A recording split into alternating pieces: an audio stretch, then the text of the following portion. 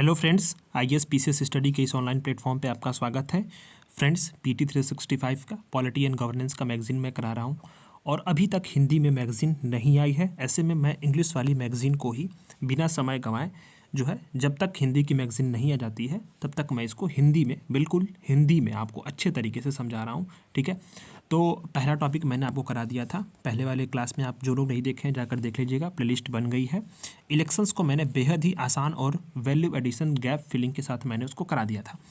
आज मैं आपको पढ़ाने वाला हूँ आज की क्लास में बहुत ही इंपॉर्टेंट, जहाँ से यूपीएससी ने प्रीलिम्स में कम से कम, अगर आप 10 से 20 साल के पेपर उठाकर देख लो तो हर साल कम से कम 2 से 3 सवाल इस टॉपिक से रहते ही हैं। तो ऐसे में आज मैं आपको पढ़ाने वाला हूँ functioning of parliament, state legislator और लोकल गवर्नमेंट। ठीक है, इस वाले टॉपिक से हर साल प्रीलिम्स में सवाल आते हैं और मैं ये वाला टॉपिक पढ़ाने वाला हूँ। दूसरा मैं टॉपिक जो कराने वाला हूँ, यूनिट है पूरा ये जुडिशरी का। इस जुडिशरी में हम लोग समझेंगे अल्टरनेटिव डिस्प्यूट रिजोल्यूशंस को। इस सब तमाम जो टॉपिक्स हैं ना, इसको हम लोग समझेंगे, बिल्कुल हिंदी में समझेंगे, आसान भाषा में समझेंगे। और वैल्यू एडिशंस जो भी होंगे मैं आपको कराता जाऊंगा, एक्स्ट्रा आपको कुछ बताते जाऊंगा, जिससे आपको प्रीलिम्स के एग्जाम्स में सवाल को सॉल्व करने में बहुत ही ज़्यादा मदद मिलने वाली है। आप अपने कमेंट्स के माध्यम से फीडबैक ज़रूर दीजिएगा क्लास के बाद। क्लास की शुरुआत करते हैं। ठीक है, टॉपिक है आपका functioning of parliament, state legislator and local government. पहला इसमें दिया गया है इंटरनल इमरजेंसी। ये आपका एक न्यूज़ है कि 2024 में जो इमरजेंसी लगी थी 25 जून 1975 को, इंटरनल इमरजेंसी, आंतरिक आपातकाल, उसी का 50वां साल था। ठीक है, तो इसीलिए ये न्यूज में था। लेकिन सवाल आपको स्टैटोडायनेमिक पूछा जाएगा। स्टैटोडायनेमिक क्या होता है? स्टैटिक और प्लस डायनेमिक, दोनों से मिलाकर के यूपीएससी जो है स्टेटमेंट में एक सवाल बनाता है। सीधे सीधे आपको करंट अफेयर से कुछ ही क्वेश्चन, एक आध दो क्वेश्चन देखने को मिल गया तो मिल गया, वरना स्टैटिक पोर्शन अगर आपका मजबूत है तो बहुत सी चीज़ें आपके सॉल्व हो जाती हैं। ठीक है, तो इमरजेंसी की जो बात आती है तो हमारे संविधान में 3 प्रकार के इमरजेंसी की बात की गई है। कितने प्रकार की? 3 प्रकार की। ठीक है, एक है राष्ट्रीय आपातकाल जो आर्टिकल 352 के तहत आता है, दूसरा है प्रेसिडेंट रूल, ठीक है, राष्ट्रपति शासन, और तीसरा है फाइनेंशियल इमरजेंसी आर्टिकल 360 के तहत। ठीक है, तो जो नेशनल इमरजेंसी होती है ना, वो आप समझो कि इसकी घोषणा किसके द्वारा की जाती है, किसी भी आपातकाल की, तो इसकी घोषणा जो होती है वो राष्ट्रपति के द्वारा की जाती है। ठीक है, तो पहला होता है इसमें नेशनल इमरजेंसी में, पहला जो घोषणा होगी वो कैसे होगी? युद्ध, बाहरी आक्रमण, और तीसरा जो होता है सशस्त्र विद्रोह। ठीक है, सशस्त्र विद्रोह, युद्ध या बाहरी आक्रमण और या सशस्त्र विद्रोह के आधार पर आर्टिकल 352 में नेशनल इमरजेंसी की घोषणा की बात की गई है।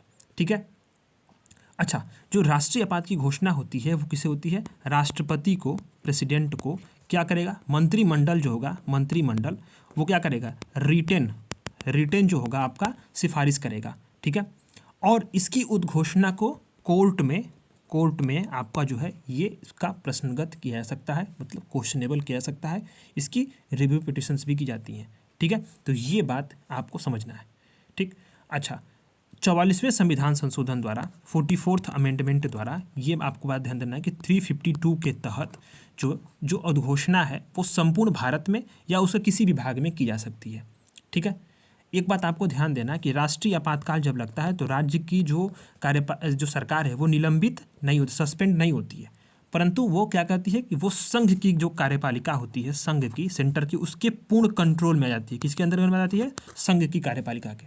ठीक है, अच्छा, एक बात ध्यान देना कि राष्ट्रपति द्वारा जब आपात की घोषणा होती है तो 1 माह तक वो फोर्सेबल रहती है, परिवर्तन में रहती है। ठीक है, इसी दौरान संसद के 2/3 बहुमत से, ध्यान देना है, 2/3 बहुमत से संसद के दोनों सदनों द्वारा उसको अनुमोदित करवाया ले जाता है और वो 6 माह तक जो है वो प्रवर्तन में रहेगी। इसके बाद संसद पूरे 6 माह पे जो है उसको आप 2/3 बहुमत से उसको अनुमोदन करना होता है। ठीक है, तो ये बात होती है। अच्छा, एक बात अगर आप ध्यान दो कि इसमें 2-3 चीज़ें और भी याद रखनी है कि अगर मान लो कि अगर लोकसभा चाहे तो साधारण बहुमत से क्या करेगी? उद्घोषणा लेगी, जो किसकी? आपात को वापस लेने की। तो राष्ट्रपति को उस उद्घोषणा को वापस लेनी पड़ लेती है। लेनी पड़ जाती है। ठीक है, 10% 1/10 जो सदस्य होंगे वो लिखित सूचना देंगे लोकसभा के अध्यक्ष को, या राष्ट्रपति को। सत्र नहीं चल रहा तो इसके बाद क्या होगा कि विशेष अधिवेशन जो आहूत किया जाएगा और जो होता है जो इमरजेंसी लगी है उसको वापस ले लिया जाता है। ठीक है, इसी में आपको याद रखना है दो आर्टिकल, 352 वाले जो आर्टिकल, इसमें दो आर्टिकल को याद रखना है। एक आर्टिकल है आपका 358 और दूसरा है 359। ये दोनों आर्टिकल को क्यों याद रखना है ये आप समझो। आर्टिकल 358 के तहत आर्टिकल जो 19 है ना, उसके द्वारा जो मूल अधिकार दिए गए हैं उसका निलंबन है। ठीक है, मूल अधिकार जो 6 मूल अधिकार दिए गए हैं आर्टिकल 19 के द्वारा, उसको क्या किया जाता है, उसको निलंबन से संबंधित होता है, उसको वो निलंबित हो जाते हैं स्वतः ही। जब राष्ट्रीय आपातकाल की नेशनल इमरजेंसी की घोषणा होगी तो 6 जो आर्टिकल हैं, 6 जो मूल अधिकार हैं आर्टिकल 19 के तहत, वो क्या होंगे, सस्पेंड हो जाएंगे, ऑटोमेटिक सस्पेंड हो जाएंगे। ठीक है, अच्छा, दूसरे शब्दों में अगर कह दें तो स्टेट चाहे तो उसको कम करने के लिए, हटाने के लिए कोई कानून बना सकता है या कोई जो एग्जीक्यूटिव डिसीजन ले सकता है। ठीक है, अच्छा, इसके आधार पे उसको चुनौती नहीं दी जाएगी कि हमारे मूल अधिकारों का उल्लंघन हो रहा है। ठीक, तो ये बात अगर राष्ट्रीय आपातकाल हट रहा है तुरंत जो है फिर ऑटोमेटिक आर्टिकल 19 जो होगा क्या होगा, पुनर्जीवित हो जाएगा। ठीक, ये बातें आपको ध्यान देना है। लेकिन अब यही चीज़ें क्या हुई कि आर्टिकल 40 जो अमेंडमेंट 44 वाला था, ठीक है, 1978 में, उसमें एक प्रावधान लिया गया कि जो वार एंड एग्रेशंस हैं उसी में ही ये आर्टिकल 19 जो होगा वो सस्पेंड होगा। ठीक है, इंटरनल आर्म रेगुलेशंस में नहीं होगा। ठीक, ये बातें आपको ध्यान देना है। तो जो 44वें संविधान संशोधन में क्या गया था, 2 प्रकार से बैन लगाया था। प्रथम क्या लगाया था कि 6 जो मूल अधिकार हैं आर्टिकल 19 के द्वारा, उसको युद्ध या बाहरी आक्रमण के तरह भी जो उसी में ही सस्पेंड किया जाएगा, न कि सशस्त्र विद्रोह के आधार पे। ठीक है, अच्छा, दूसरी एक बात और भी ध्यान देना है, आर्टिकल 359 को। किसको ध्यान देना है, आर्टिकल 359 को। इसमें क्या बताया गया है कि आपातकाल में मूल अधिकारों को लागू करने के लिए न्यायालय जाने के अधिकार को निलंबन को उसको अधिकृत करता है। अगर आप मान लो कि आर्टिकल 359 क्या कहता है कि आर्टिकल 20 और 21, इसमें जो भी मूल अधिकार दिए गए हैं उसको छोड़ करके, ठीक है, बाकी सभी जो अधिकार होंगे उनका प्रवर्तन क्या होगा, वो सस्पेंड रहेगा, मतलब उसको प्रवर्तन लागू नहीं किया जा सकता। ठीक है, वो चीज़ें। अच्छा, एक बात और भी है कि इसको ध्यान देना कि आर्टिकल जो दिए गए हैं ना मूल अधिकार, उसमें वो मूल अधिकार नहीं सस्पेंड होते, बल्कि उनका लागू होना वो क्या होता है, निलंबित होता है। ठीक है, ये बात आपको ध्यान देनी है। तो आर्टिकल 359, 358 आपको दोनों को याद रखना है। इससे किससे संबंधित है, नेशनल इमरजेंसी से संबंधित है। अब आते हैं हम लोग प्रेसिडेंट रूल पे। आप ठीक है, प्रेसिडेंट रूल पे तो आर्टिकल 356 में प्रेसिडेंट रूल को डिफाइन किया गया है। ठीक है, राष्ट्रपति किसी राज्य में यह समाधान हो जाने पर कि राज्य में जो संवैधानिक तंत्र है, जो कॉन्स्टिट्यूशनल मशीनरी है, वो क्या होगी, फेल हो गई है, तो वहाँ पे क्या होता है, राष्ट्रपति शासन लग जाता है। सर्वप्रथम कब लगा था, तो 20 जुलाई, ध्यान रखना ये सवाल पूछा गया यूपीपीसीएस के प्रीलिम्स में पूछा गया कभी। ठीक है, 1951 में किसको में लगा था, पेप्सू राज्य, मतलब इसको पंजाब राज्य में लगा था। ठीक है, कौन, तो भार्गव मंत्रिमंडल का जो पतन हो गया था तो वहाँ पे लगा था। ठीक है, अच्छा, सबसे अधिक पूछे कि सर्वाधिक समय तक किस 356 का कहाँ प्रयोग हुआ है, तो आपको कहाँ बताना है, जम्मू एंड कश्मीर में सबसे अधिक समय तक लगा। अब आता है फाइनेंशियल जो है इमरजेंसी, यानी कि वित्तीय आपातकाल। 360 के तहत जो होता है वित्तीय आपातकाल घोषणा कौन करता है, प्रेसिडेंट करता है। कब होता है, जब ऐसी स्थिति में उसे विश्वास हो जाए, उसे ट्रस्ट हो जाए कि हमारे जो वित्तीय फाइनेंशियल स्टेबिलिटी है, ठीक है, या साख है, उसको खतरा है। ठीक, तो वित्तीय आपातकाल घोषणा को 2 महीनों के अंतर्गत जो होता है वो सदन के दोनों सदनों के सम्मुख रखना और उसे स्वीकृति प्राप्त करना आवश्यक होता है। ठीक है, ये बातें आपको ध्यान देनी है। ठीक, अच्छा, यानी अगर मान लो कि अगर एक बार संसद दोनों सदनों से मंजूरी ले ले तो उसे कब तक होगा, तो सब वित्तीय आपातकाल अनिश्चित काल तक जो है वो प्रभावी रहेगा, जब तक इसे वापस न लिया जाए। ठीक है, राष्ट्रपति जब चाहे, प्रेसिडेंट जब चाहे, तो इसे किसी भी समय वापस ले सकता है। ठीक है, ये बात ध्यान देना है। इसमें क्या होता है, इसका प्रभाव क्या पड़ता है, जो सुप्रीम कोर्ट होगा, हाई कोर्ट होगा, उसके जज होंगे, या संघ या राज्य के जो अधिकारी होंगे उसके सैलरीज में कटौती की जा सकती है। आर्थिक दृष्टि से किसी भी स्टेट गवर्नमेंट को डायरेक्शंस दी जा सकती हैं। ठीक है, या फिर जो है वित्त विधेयक वगैरह तमाम चीज़ों का धन विभाजन संबंधी जो प्रावधान होते हैं उसमें संशोधन किया जा सकता है। तो ये सारी चीज़ें जो हैं ये जो है आपका इमरजेंसी में संबंधित है। ठीक है। तो यही सब चीज़ें इसमें दी गई हैं, प्रोक्लेशंस रिवोल्यूशंस कैसे हैं, बस सब कुछ यही था। ठीक है। अच्छा, एक बात और भी है कि 44वें जो अमेंडमेंट था उसमें कौन कौन सी चेंजेस आई इंटरनल इमरजेंसी को लेकर के। तो रिटर्न अप्रूवल, वही बताया ना कि रिटर्न अप्रूवल किया गया कि रिटर्न अप्रूवल जब तक नहीं होगा तब तक जो है प्रेसिडेंट जो है वो वहाँ पे आपातकाल, राष्ट्रीय आपातकाल नहीं लगाएगा। ठीक है। तो ये इमरजेंसी के लिए बताई गई थी। यही आपका जो है आर्टिकल 21, 359 आपको मैं समझाया ही। टर्म्स ऑफ लोकसभा जो था वो 6 साल कर दिया गया था। ठीक है, 42 के तहत, तो उसको फिर से वापस 5 साल के लिए किया गया। रिमूवल ऑफ 275 है, जुडिशियल रिव्यू वगैरह, ये सारी चीज़ें मैंने आपको बताई दी हैं। ठीक है। तो यही सारी चीज़ें थी इसमें बेसिक तौर पे, जो आप लक्ष्मीकांत में या किसी भी पॉलिटिकल साइंस की किताब में या करंट अफेयर में पढ़ते हैं, सबको पता होता है। ठीक है। तो एक बार आपका पूरा स्टैटिक पोर्शन भी यहाँ से रिविज़न हो गया। अब आते हैं हम लोग एंटी डिफेक्शन लॉ के बारे में, क्यों न्यूज में रहा है। और एंटी डिफेक्शन लॉ पे हर साल सवाल एक न एक कोई आ ही जाता है। ठीक है। तो बहुत ज़रूरी है इसको समझना, एंटी डिफेक्शन लॉ को। ठीक है। यहाँ आपको समझना है कि एंटी डिफेक्शन लॉ कहता क्या है। तो एंटी डिफेक्शन लॉ प्रोवाइड, ऐसा मतलब उस मैकेनिज्म प्रोवाइड करता है कि जब जो एमएलएज का जो डिस्क्वालिफिकेशंस है उनके बारे में कैसे वो डिस्क्वालीफाई होंगे, किन क्राइटेरिया पे होंगे और क्यों होंगे, ये यहाँ पे इस बातों को समझाया गया है। ठीक है। अब कैसे इसको इंक्लूड किया गया था, तो 52वें संविधान संशोधन 1985 के द्वारा 10वें शेड्यूल में जो है इसको इंक्लूड किया गया था। तो न्यूज में क्यों था कि सुप्रीम कोर्ट में एक रिट पिटीशन दायर की गई थी, एक याचिका दायर की गई थी कि जो 10वां शेड्यूल है उसकी संवैधानिकता ही जो है खतरे, मतलब वो असंवैधानिक है या उसकी संवैधानिकता को चुनौती दी गई थी। सुप्रीम कोर्ट ने इसको डिसमिस कर दिया। ठीक है। ये बातें यहाँ पे की गई हैं। ठीक। अच्छा, अगर मान लो कि कोई एमएलए है, किसी पॉलिटिकल पार्टी से इलेक्ट हो जाता है और स्वेच्छा से वो किसी पार्टी की मेंबरशिप ले लेता है, तो उसी समय उसकी डिस्क्वालिफिकेशंस हो जाती हैं। किससे? पार्टी से तो मान लो ज्वाइन कर लिया, तो जो सदन है, जिस सदन में चुना गया है, उससे भी वो डिस्क्वालीफाई हो जाएगा। यही सब बातें इसमें की गई हैं। ठीक है। अब ये जो डिस्क्वालिफिकेशन का क्वेश्चन होता है उसके बारे में निर्णय कौन करेगा, तो जो भी हाउस का प्रिसाइडिंग ऑफिसर होगा, यानी जो अध्यक्ष या सभापति, वही उनके निर्णय लेते हैं। अच्छा, डिस्क्वालिफिकेशन क्यों होता है, तो एक बात आपको ध्यान देना। तो एक देखो, डिस्क्वालिफिकेशन होता है कि अगर मेंबर कोई है, अगर कोई मान लो कि स्वेच्छा से अपनी पार्टी का मेंबरशिप त्याग दे, या फिर जो है पार्टी की जो व्हीप इशू किया, व्हीप जो है जारी किया गया हो, या पार्टी लाइन से अलग हटकर मतदान करे किसी भी मुद्दे पे, तो वो जो है उसके बारे में फिर जो है पार्टी डिसाइड करती है और उसको डिस्क्वालीफाई करने के लिए जो है अध्यक्ष लोकसभापति को जो है वो क्या करती है कि वो लेटर देती है और वो डिस्क्वालीफाई होता है। ठीक है। अगर मान लो कोई इंडिपेंडेंट मेंबर है और वो कोई पॉलिटिकल पार्टी ज्वाइन कर लेता है तो वो भी डिस्क्वालीफाई होगा। अगर कोई नॉमिनेटेड मेंबर है, ठीक है, और वो कोई पॉलिटिकल पार्टी 6 मंथ के डेट के बाद जो है वो ज्वाइन कर लेता है, तो भी फिर वो जो है क्या होता है कि वो डिस्क्वालीफाई होगा। ध्यान देना यहाँ पे, after the expiry of 6 month from date on which he take the seat, जिस समय सीट को वो ज्वाइन करता है उसके 6 मंथ के बाद अगर कोई पॉलिटिकल पार्टी ज्वाइन करता है तो फिर ये जो है वो डिस्क्वालीफाई होगा। ठीक है। ये चीज़ों का आपको ध्यान देना। एक्सेप्शंस क्या है इसमें, तो इसमें एक्सेप्शंस ये बनाए गए हैं कि अगर मान लो 2/3 ऑफ मेंबर्स, किसी पॉलिटिकल पार्टी के 2/3 मेंबर अगर किसी अन्य पॉलिटिकल पार्टी में मर्ज हो जाए, तो फिर ये एक तरह से जो है वो इसमें एक्सेप्शन हो जाता है और उस पर डिस्क्वालिफिकेशंस का जो ये लॉ है वो नहीं लगता। ठीक है। अगर मान इनमें से जो है लोकसभा और राज्यसभा के जो चेयरमैन होते हैं उनको वहाँ पे छूट दी गई है, ताकि जो है वो मतलब होता है ना कि निष्पक्षता के साथ अपने काम कर सकते, वो उसके ऊपर मतलब स्वैच्छिक तौर पर उनको छूट दी गई है। ये आपको ध्यान देना। ठीक है।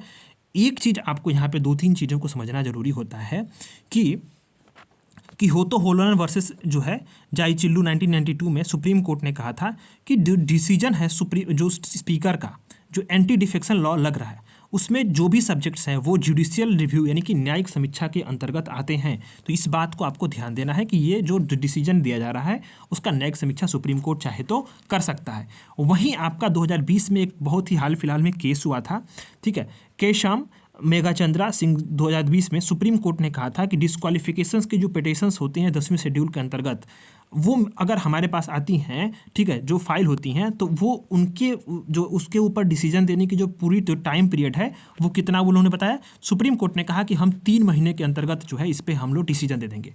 क्यों दे देंगे, ऐसा सुप्रीम कोर्ट ने कहा। ये बात को आपको ध्यान देना है कि जो एंटी डिफेक्शन लॉ है ये कोई टाइम लिमिट नहीं प्रोवाइड करता है कोई भी स्पीकर या प्रिसाइडिंग ऑफिसर्स को जो हाउस के हैं कि एंटी डिफेक्शन लॉ को कितने तय समय सीमा में उसको सॉल्व किया जाए।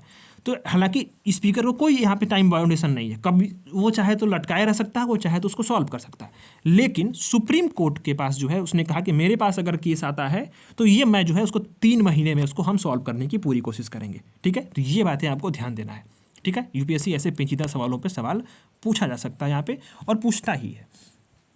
अब यहाँ पे आता है प्रोपोर्शनल रिप्रेजेंटेशंस, बड़ा ही पेचीदा है और सवाल यहाँ से कॉन्सेप्चुअली पूछा जा सकता है, और बहुत सारे लोगों को इसमें डाउट होता है, बहुत सारे लोग इसमें समझ नहीं पाते हैं कि क्या है, मतलब ये है क्या, और ये फिर जो है इसमें मेन डिफरेंसेस क्या हैं प्रोपोर्शनल रिप्रेजेंटेशंस में और first past the post system में। और यहाँ से यूपीएससी ऐसे कॉन्सेप्चुअल सवाल पूछा जा सकता है, तो आपको मैं समझाऊंगा बेहद ही आसान भाषा में। ठीक है, तो आप समझो कि न्यूज़ में क्यों रहा कि कुछ एक्सपर्ट्स थे, उन्होंने कहा कि लोकसभा और स्टेट असेंबलीज में जो first past the post system का इलेक्टोरल सिस्टम है, उसके जगह पे हमें प्रोपोर्शनल रिप्रेजेंटेशंस को जो है कहीं ना कहीं अपनाने के तौर पे विचार करना चाहिए। और उसके लिए उन्होंने यहाँ पे कुछ सुझाव मांगे, या फिर जो है उन्होंने ये बात उठाई। तो बात आती है कि first past the post system वैसे है क्या, तो इसके 2-3 नाम हैं, वो भी आपको ध्यान देना है, लिख लेना। इसको बोलते हैं, ठीक है, winner take all. Winner take all मतलब जो जीता वही सब कुछ ले गया। ठीक है, इसको एनसीईआरटी में यूज किया गया है प्लुरैलिटी सिस्टम, तो ये भी पूछा जा सकता है, तो ये भी आपको ध्यान देना। उसी को first past the post system को ही सब बोलते हैं, प्लुरैलिटी सिस्टम। राइटिंग को इग्नोर करना दोस्त, क्योंकि मैं लिख नहीं पाता हूँ टैब पे। ठीक है, और तीसरा उसको बोलते हैं सिंपल मेजोरिटी सिस्टम भी बोलते हैं, सिंपल मेजोरिटी सिस्टम। ये तीनों नाम है किसका, first past the post system का। ठीक है, तो इसमें होता क्या है कि मान लो कि अगर कोई सीट है, मान लो सीट है वाराणसी, एक बात समझ लो यहाँ पे वाराणसी। ठीक है, वाराणसी। अब हुआ क्या यहाँ पे कि 6 कैंडिडेट थे, 6 कैंडिडेट थे, 5 मान लो, 5 कैंडिडेट थे। एक ने पाया 25 वोट, एक ने पाया 20 वोट, एक ने पाया 22 वोट, एक ने पाया 23 वोट। इसमें से विनर कौन होगा, इसमें विनर कौन होगा आप समझो, इसमें विनर होगा 25 वोट वाला, जबकि उसको टोटल जो सीट्स थी, ठीक है, टोटल सीट्स के कितना मिल रहा है, बहुत ही कम परसेंटेज वोट मिल रहा है। मान लो उसको मिल रहा है 25% ओनली वोट। ठीक है, बाकी सबको तो बराबर बराबर में है, यानी जीता कौन, 25% वाला। बाकी जितना वोट मिल रहे हैं इतने इतने, ये सब बेकार हो गए, इनका कोई वैल्यू नहीं हो गया, क्योंकि इतने लोग तो इसके विरोध में थे ना।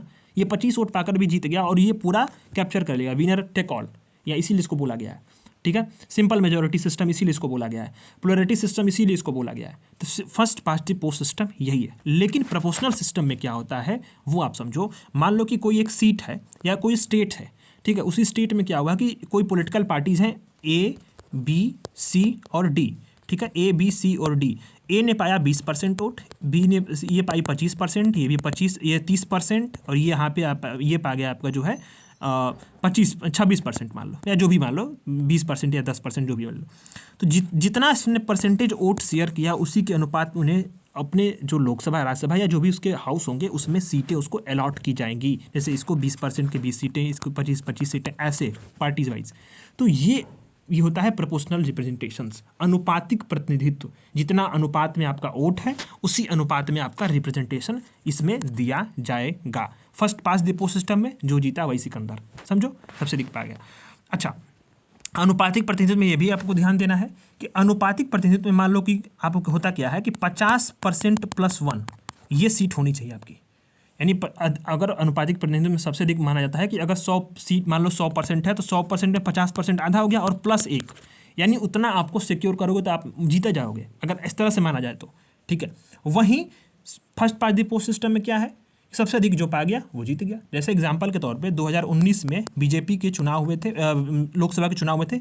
बीजेपी को कितनी सीट मिली थी, 303 सीटें मिली थी, लेकिन पूरे देश में उसका जो वोट शेयर परसेंटेज था कितना था, 38%। यानी आप समझो टोटल वोट कितने पड़े हैं, 100% में से तो 38 है परसेंटेज उतनी ही बीजेपी को मिली है, लेकिन सीटें कितनी मिली उसको, 303 मिली हैं। बाकी जितने परसेंटेज वोट है क्या है उसके विपक्ष में, यानी जनता उससे नाखुश है और वो दूसरे पार्टी को वोट की है। लेकिन क्या है कि first past the post system के कारण उसको जो है सीटें अधिक मिल गई हैं। तो यही बात यहाँ पे बताया जा रहा है। इसी कारण से बहुत सारे जो विशेषज्ञ थे उन्होंने वो प्रोपोर्शनल सिस्टम को अपनाने की बात कहने की बात कही थी। ठीक है, अब यहाँ पे बात आती है कुछ चीज़ों को। अभी हम लोग समझेंगे प्रोपोर्शनल सिस्टम को, पहले समझ लेते हैं दोनों के बीच में डिफरेंसेस क्या है। ठीक है, पहले डिफरेंसेस समझ लेते हैं तब समझेंगे।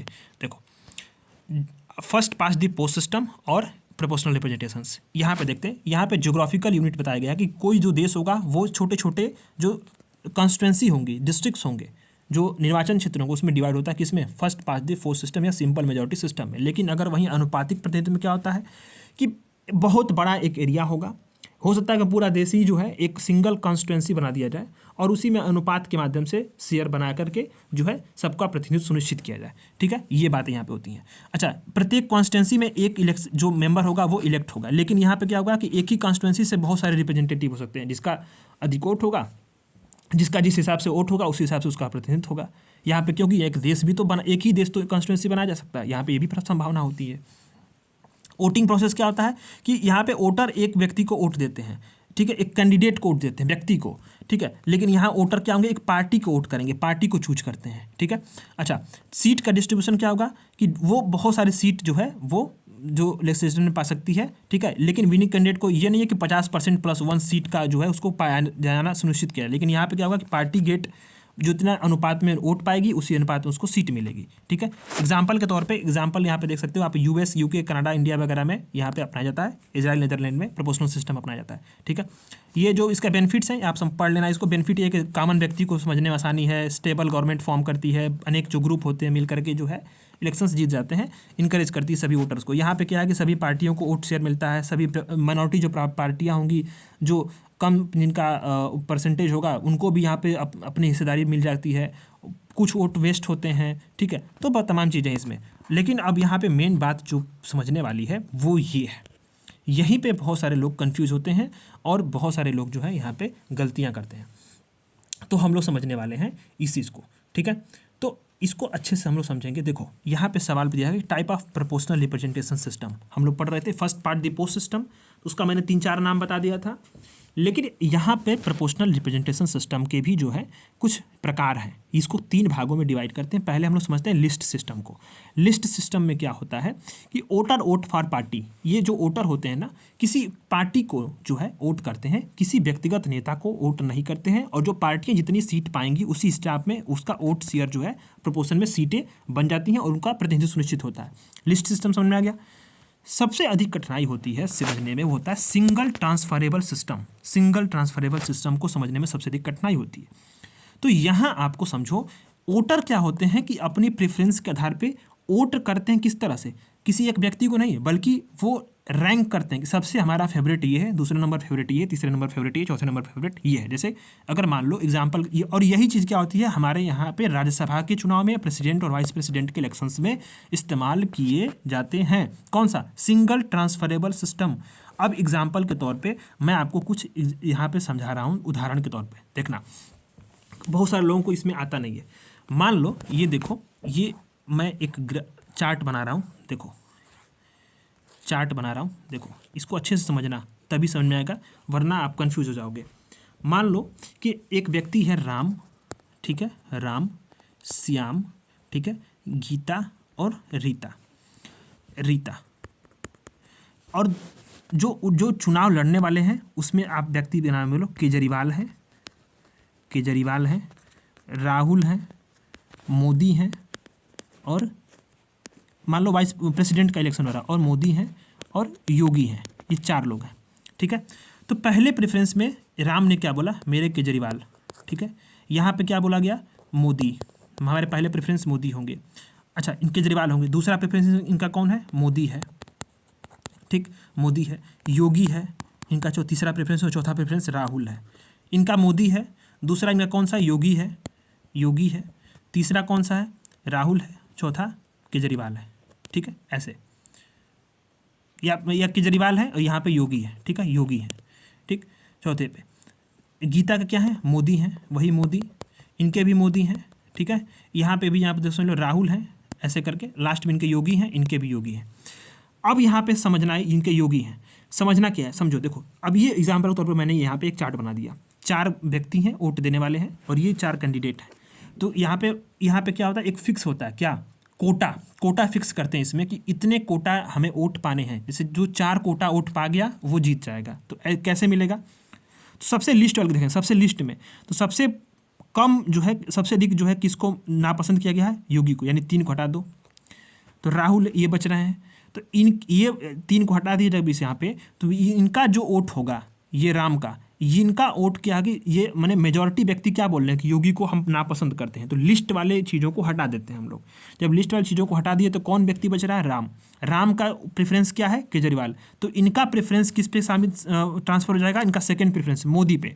तो जब मोदी पे ट्रांसफर हो गया इनका एक वोट, तो एक वोट यहाँ पे क्या हो गया? ऐड हो गया मोदी का। ठीक, तो अब यहाँ पे मोदी के 3 ऑलरेडी पहले से ही प्रेफरेंस है, तो एक अगर ऐड हो जाता है मोदी का, तो यहाँ पे 4 इनके कोटा बन गए और ये फिर क्या हो गए? प्रेसिडेंट इलेक्ट हो गए। यही चीज़ें जो होती हैं सिंपल सी भाषा में यूज की जाती हैं प्रेसिडेंट, वाइस प्रेसिडेंट, राज्यसभा के चुनाव में। ठीक है। तीसरा जो आपका प्रकार है mixed member proportional representation, MMPR।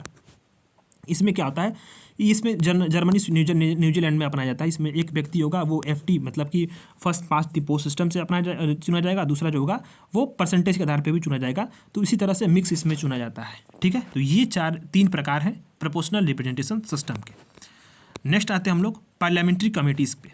ठीक है, तो पार्लियामेंट्री कमेटीज़ को बहुत समझना जरूरी है, यहाँ से सवाल पूछे जाते हैं।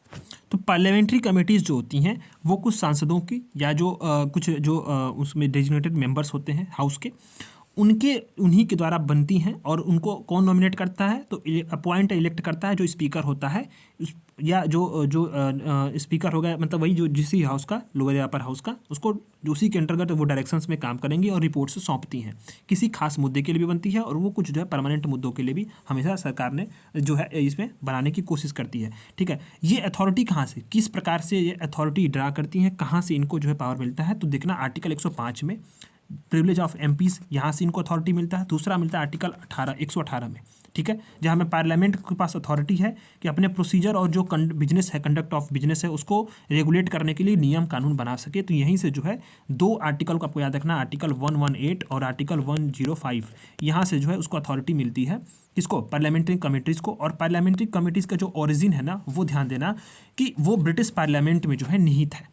तो हमारे देश में जो हमारे यहाँ पे 2 प्रकार की पार्लियामेंट्री कमेटीज़ बनती हैं। एक है एडहॉक कमेटी, अस्थायी होती हैं। दूसरा होता है स्टैंडिंग कमेटी, जो अस्थायी होती हैं। ये परमानेंट होती हैं। और रेगुलर कमेटीज़ जो होती हैं वो समय के हिसाब से बनती हैं, जैसे कि फाइनेंशियल कमेटी है, डिपार्टमेंटरी जो विभागीय जो समितियाँ हैं। ठीक है, और इसी तरह से जो एडहॉक कमेटी होती है किसी खास पर्पज के लिए बनाई जाती है। ठीक है, खास पर्पज के लिए बनाई जाती है एडहॉक कमेटीज़। आपसे एक सवाल है, मैं आपको पिछली क्लास में भी पढ़ाया था कि जो ये JPC है, ज्वाइंट पार्लियामेंट्री कमेटी, वो एडहॉक कमेटी है या स्टैंडिंग कमेटी है? आप कमेंट करके हमें बताना, क्योंकि मैं पिछली क्लास में आपको पढ़ाया हूँ कि जो JPC है, ज्वाइंट पार्लियामेंट्री कमेटी, जिसकी बार बार डिमांड हो रही थी और बार बार ये सदन में मुद्दा उठ रहा था, वो एडहॉक कमेटी है या स्टैंडिंग कमेटी है? इस बात की आप तस्दीक जो है मुझे करना और ये कमेंट के माध्यम से बता देना। ठीक है, दो यहाँ पे जो न्यूज़ क्यों खबर में क्यों रही है, क्योंकि लोकसभा जो है उसने मोशन ड्रॉ की है कि public account committee, estimate committee जो है, इनके बारे में जो है ये इसको फॉर्म करने के लिए मोशंस लाए। तो ये चीज़ों को यहाँ पे खबरों में देती थी, इसलिए आपको ध्यान देना पब्लिक अकाउंट कमेटी के बारे में, स्टेट कमेटी, एस्टीमेट कमेटी के बारे में। तो समझो आप, जो पब्लिक अकाउंट कमेटी है PAC, ठीक है, इसको आप समझो लोक लेखा समिति बोलते हैं। ठीक है, अब ये करती क्या है, इसको प्राक्कलन समिति की जुड़वा बहनों के रूप में इसको बोलते हैं। ठीक है, ये पब्लिक अकाउंट कमेटी जो है, लोक लेखा समिति। अच्छा, इसमें होता क्या, इसमें 22 मेंबर होते हैं। एक सेकेंड यार, क्यों हिल रहा है ये? इसमें 22 मेंबर होते हैं। ठीक है, 22 मेंबर, 15 मेंबर लोकसभा से, 7 मेंबर कहाँ से होंगे? राज्यसभा से। ठीक है, 15 मेंबर कहाँ से होंगे? लोकसभा से होंगे। ठीक है, और 7 मेंबर यहाँ पे। पहली बार इसका गठन कब हुआ था? 1921 में हुआ था, मॉन्टेग्यू चेम्सफोर्ड रिफॉर्म्स के जरिए हुआ था। इसका काम क्या है? इसका काम ये है कि जो भी ये रेवेन्यू एक्सपेंडिचर है गवर्नमेंट ऑफ इंडिया, उसी का ऑडिट करना, कैग की रिपोर्ट की समीक्षा करना। ठीक है, एनालाइज करती है। कैग के जो 3 रिपोर्ट आते हैं, ठीक है, कैग के जो है उसकी 3 रिपोर्ट आती हैं। ठीक है, तो वो आपको ध्यान देना है कि उसी को ये एनालाइज करती है। ठीक, तो कैग के 3 रिपोर्ट के नाम क्या है? आपको पता है 3 रिपोर्ट के नाम? तो नहीं पता है तो नोट कर लो। एक होता है एप्रोप्रिएशन अकाउंट। ठीक है, appropriation, report on appropriation account, appropriation account. दूसरा आता है रिपोर्ट ऑन फाइनेंशियल अकाउंट। किस में आता है? Financial account, report on financial account. तीसरा आता है report on public account, public account. तो 3 रिपोर्ट होती हैं। इन्हीं रिपोर्टों को जो है, जो ये आपका एस्टीमेट कमेटी होती है, पब्लिक अकाउंट कमेटी होती है, वो क्या करती है? उसको एनालाइज करती है। ठीक है, अब आता है एस्टीमेट कमेटी, सबसे बड़ी समिति होती है। ठीक है, इसको बोलते हैं हिंदी में प्राक्कलन समिति। इस समिति में लोकसभा के 30 सदस्य होते हैं। पहली बार कब बनी थी? 1950 में बनी थी। ठीक है, इसका फंक्शंस क्या होता है, इसको अभी ध्यान दो कि इसका जो चुनाव होता है ना, चुनाव, ये ध्यान दो, बहुत बहुत इंपॉर्टेंट है ये। तो इसका जो चुनाव होता है ये क्या होता है कि प्रत्येक वर्ष पर ईयर किससे तरह से होता है? अनुपातिक प्रतिनिधित्व के अनुसार एकल संक्रमणी मत, वही जो मैं आपको ऊपर समझा रहा था, प्रोपोर्शनल रिप्रेजेंटेशंस के थ्रू होता है, वो जो ऊपर समझा इसी के थ्रू होता है। किस समिति का? तो सवाल पूछा जा सकता है कि निम्न में से ऐसी कौन सी समिति होती है जिसका जो चुनाव होता है अनुपातिक प्रतिनिधित्व के आधार पर एकल संक्रमणी मत के आधार पर होता है? तो कौन सी कमेटी होगी? एस्टीमेट कमेटी, यानी कि प्राक्कलन कमेटी। ठीक है, इसमें 30 सदस्य होते हैं, लोकसभा के होते हैं। इनका कार्यकाल क्या होता है? 1 वर्ष का होता है। ठीक है, और कब से शुरू होता है? तो मई में शुरू होता है। कब से? 1 मई से। कब तक? 30 अप्रैल तक। ध्यान देना। ठीक है, इसका अध्यक्ष कौन नियुक्त करेगा? तो लोकसभा का अध्यक्ष, लोकसभा का स्पीकर जो होगा वो इसका अध्यक्ष नियुक्त करता है। ठीक है, ये बात है। ये समिति क्या करती है कि सरकारी खर्चे में कैसे कमी लाई जाए, ठीक है, कैसे संगठन में कुशलता लाई जाए, प्रशासन सुधार हो, ठीक है, और अनेक विषयों पर जो होती है वो मतलब रिपोर्ट देती है। इसके प्रतिवेदन पर सदन में कहा होती है, बहस कभी नहीं होती है, बहस इसके रिपोर्ट पर होगी ही नहीं। ठीक है, वर्ष भर काम करती है। ठीक है, तो ये बातें आपको ध्यान देनी है। Parliamentary committee on legal on official language. ठीक है, तो ये भी ध्यान देना। तो इसको, इसमें क्या हुआ कि यूनियन होम मिनिस्टर जो होते हैं वो उसको री इलेक्ट किया गया है चेयरपर्सन के रूप में parliamentary committee on official language को। ठीक है, ये बात ध्यान देना आपको। ये आप इंपॉर्टेंट भी है, ये न्यूज में है तो इंपॉर्टेंट भी है। इसका गठन कैसे हुआ था? तो 1976 में सेक्शन 4 के जो ऑफिशियल लैंग्वेज एक्ट है 1963 में, उसी के थ्रू हुआ था ये। 1963 का जो ऑफिशियल लैंग्वेज एक्ट है उसी के थ्रू 1976 में इसका गठन हुआ था। ठीक है, अच्छा, अब ये क्या करती है, इसमें मेंबरशिप आप ध्यान दो, मेंबरशिप इसमें 30 होते हैं टोटल, 20 लोकसभा से, 10 राज्यसभा से। ठीक है, और ये भी जो है सिस्टम ऑफ प्रोपोर्शनल रिप्रेजेंटेशन जो है, अनुपातिक प्रतिनिधित्व जो आधार पर इसका चुनाव होता है। ठीक है, इसमें इसका फंक्शंस ये है कि जो ये प्रोग्रेस में का जो समीक्षा करती है कि किस प्रकार से हिंदी के जो ऑफिशियल पर्पज़ के लिए यूज किया जा रहा है और क्या उसमें सुझाव दिए जा सकते हैं, कौन से सुधार हो सकते हैं, इन सभी चीज़ों को जो है रिपोर्ट किसको देगी? ठीक है, तो वो ध्यान देना है। रिकमेंडेशंस किसको प्रदर्शित करती है? प्रेसिडेंट को। ठीक है, और ये ध्यान देना कि इसमें एक चीज़ और भी है कि जो रिपोर्ट ये जो रिकमेंडेशन सबमिट कर रही है, जो ये कमेटी है parliamentary committee on official language, किसको कर रही है? प्रेसिडेंट को कर रही है। यहीं पर यूपीएससी आपसे सवाल घुमा देगा और लिख देगा स्पीकर को, और यूजुअली स्पीकर्स को अगर लिख देगा तो आप झटके में गलती कर दोगे। तो चीज़ों को ध्यान देना इसमें, इसीलिए मैंने इसको दूसरे कलर से हाईलाइट किया है कि आपका नज़र जाए इस पर। ठीक है, रिकमेंडेशन किसको देगी? प्रेसिडेंट को देगी। ठीक है, अब आते हैं committee on the privilege of Rajya Sabha. ये राज्यसभा के जो है ये प्रिविलेज कमेटी होती है। तो हर जो सभा में, हर जो लोकसभा या राज्यसभा उसमें प्रिविलेज कमेटीज़ होती हैं। तो ध्यान दो कि अब उसने क्या किया था, जो प्रिविलेज कमेटी थी राज्यसभा की, उसने 12 जो एमपी थी उसको गिल्टी पाया मिसकंडक्ट के लिए। किस प्रकार से? जो हाउस प्रोसीडिंग्स हो रही थी, कार्रवाई चले सदन की, तो उसमें उनको जो है गलत आचरण का पाया, तो उसको वहाँ पे उसने कार्रवाई की थी। कौन सी प्रिविलेज कमेटी थी? तो ये क्या है कि ये रिस्पॉन्सिबल होती है कि जो भी प्रिविलेज, जो पार्लियामेंट्री प्रिविलेज है उसका किस प्रकार से उल्लंघन हो रहा है या उसको क्या उसमें दिक्कतें आ रही हैं, उसकी इन्वेस्टिगेट करने के लिए कमेटी बनाई जाती है। राज्यसभा में 10 मेंबर होते हैं, नॉमिनेट होता है राज्यसभा चेयरमैन, और लोकसभा में जो होता है 15 मेंबर्स होते हैं। ठीक है, ये चीज़ें। अब आता है कैबिनेट कमेटी। तो यूनियन गवर्नमेंट ने जो है उसने, ध्यान देना, यूनियन गवर्नमेंट ने 8 कैबिनेट कमेटी का जो है गठन किया। ये क्या होते हैं? एक्स्ट्रा कॉन्स्टिट्यूशनल इन नेचर, मतलब ये संविधान में इसका उल्लेख नहीं है और ये मेंशन भी नहीं है, और ये जो है संविधान से इतर ये कैबिनेट कमेटीज़ बनाई जाती हैं। तो ये भी सवाल पूछा जा सकता है, यहाँ पे नोट करना, प्रीलिम्स में स्टेटमेंट बन सकता है। ठीक है, किस रूल के तहत? तो government of India business transaction of business rule 1961 के थ्रू जो है बनाई जाती हैं। अच्छा, ये किस लिए होती हैं? तो डिसीजन मेकिंग, कुछ स्पेसिफिक जो एरिया होती हैं वहाँ पे निर्णय निर्माण के लिए इनका गठन किया जाता है। जैसे कैसे, कौन से? तो ध्यान देना, जैसे पॉलिटिकल अफेयर्स हो गया, राजनीतिक मामले कमेटी होगी, इकोनॉमिक अफेयर की कमेटी होगी, जो नियुक्ति वाली होगी कमेटी, इसका जो चेयरमैन होता है वो कौन होता है? चेयर करता है प्राइम मिनिस्टर खुद करता है। लेकिन पार्लियामेंट्री अफेयर कमेटी कौन करता है उसका चेयरमैन? तो उसका चेयरमैन होता है, उसका जो अध्यक्षता करता है होम मिनिस्टर। इस वाले लाइन को भी आपको नोट करना है, याद करना है। ठीक है, अच्छा, ये बात ध्यान देना, they usually include cabinet minister. इन पे कैबिनेट मिनिस्टर ही इसमें अधिकतर जो है वो पाए जाते हैं। हालांकि ये जरूरी नहीं है कि कैबिनेट मिनिस्टर, वो बाहर के लोगों को भी इसमें शामिल किया जाता है, लेकिन मैक्सिमम तौर पे यहाँ पे देखा जाता है कि कैबिनेट मिनिस्टर ही जो है यहाँ पे पाए जाते हैं इसमें। ठीक है, इसमें शामिल किए जाते हैं। आता है कि सेक्रेटरीट ऑफ पार्लियामेंट न्यूज में क्यों रहा है, वो चीज़ आपको ध्यान देना है। सेक्रेटरीट ऑफ पार्लियामेंट, तो इसमें आपको ध्यान दो कॉन्स्टिट्यूशनल प्रोविजंस क्या है जो सचिवालय के तौर पे, जो सचिवालय होता है लोकसभा राज्यसभा का, तो ये बहुत इंपॉर्टेंट है। यहाँ से सवाल यूपीएससी उठा रहा है। यहाँ पे जो कॉन्स्टिट्यूशनल प्रोविजंस है वो बताता है कि आर्टिकल 98 में कहा गया है कि प्रत्येक जो पार्लियामेंट होगा उसके पास सेपरेट सेक्रेटरियल स्टाफ होगा। सेपरेट जो होगा वो सचिवालय जो स्टाफ होगा, कार्यालय स्टाफ होंगे, वो होंगे। पार्लियामेंट चाहे तो लॉ बना करके जो रिक्रूटमेंट है, जो उनकी नियुक्ति है, जो सर्विस कंडीशंस हैं, किस प्रकार से उनके अपॉइंट किए जाएंगे, उनका क्या जो सर्विस रूल्स होगा, तमाम चीज़ें प्रत्येक जो हाउस के लिए बना सकती है। लेकिन अभी तक ऐसा कोई नियम पास किया नहीं गया है। अच्छा, ये बताता भी है कि जो प्रत्येक पोस्ट जो हाउस होंगे उनके लिए चाहे तो ये एक कॉमन पोस्ट भी बना सकते हैं। ठीक है, 98 में ये बताया गया। इसी तरह से 187 में भी स्टेट जो लेजिस्लेचर हैं, स्टेट के जो राज्य की विधायिका हैं, उनके लिए भी इसी प्रकार के सचिवालय का प्रावधान आर्टिकल 187 में किया गया है। तो आर्टिकल 98 और आर्टिकल 187 ये दोनों का आपको याद रखना है। ठीक है।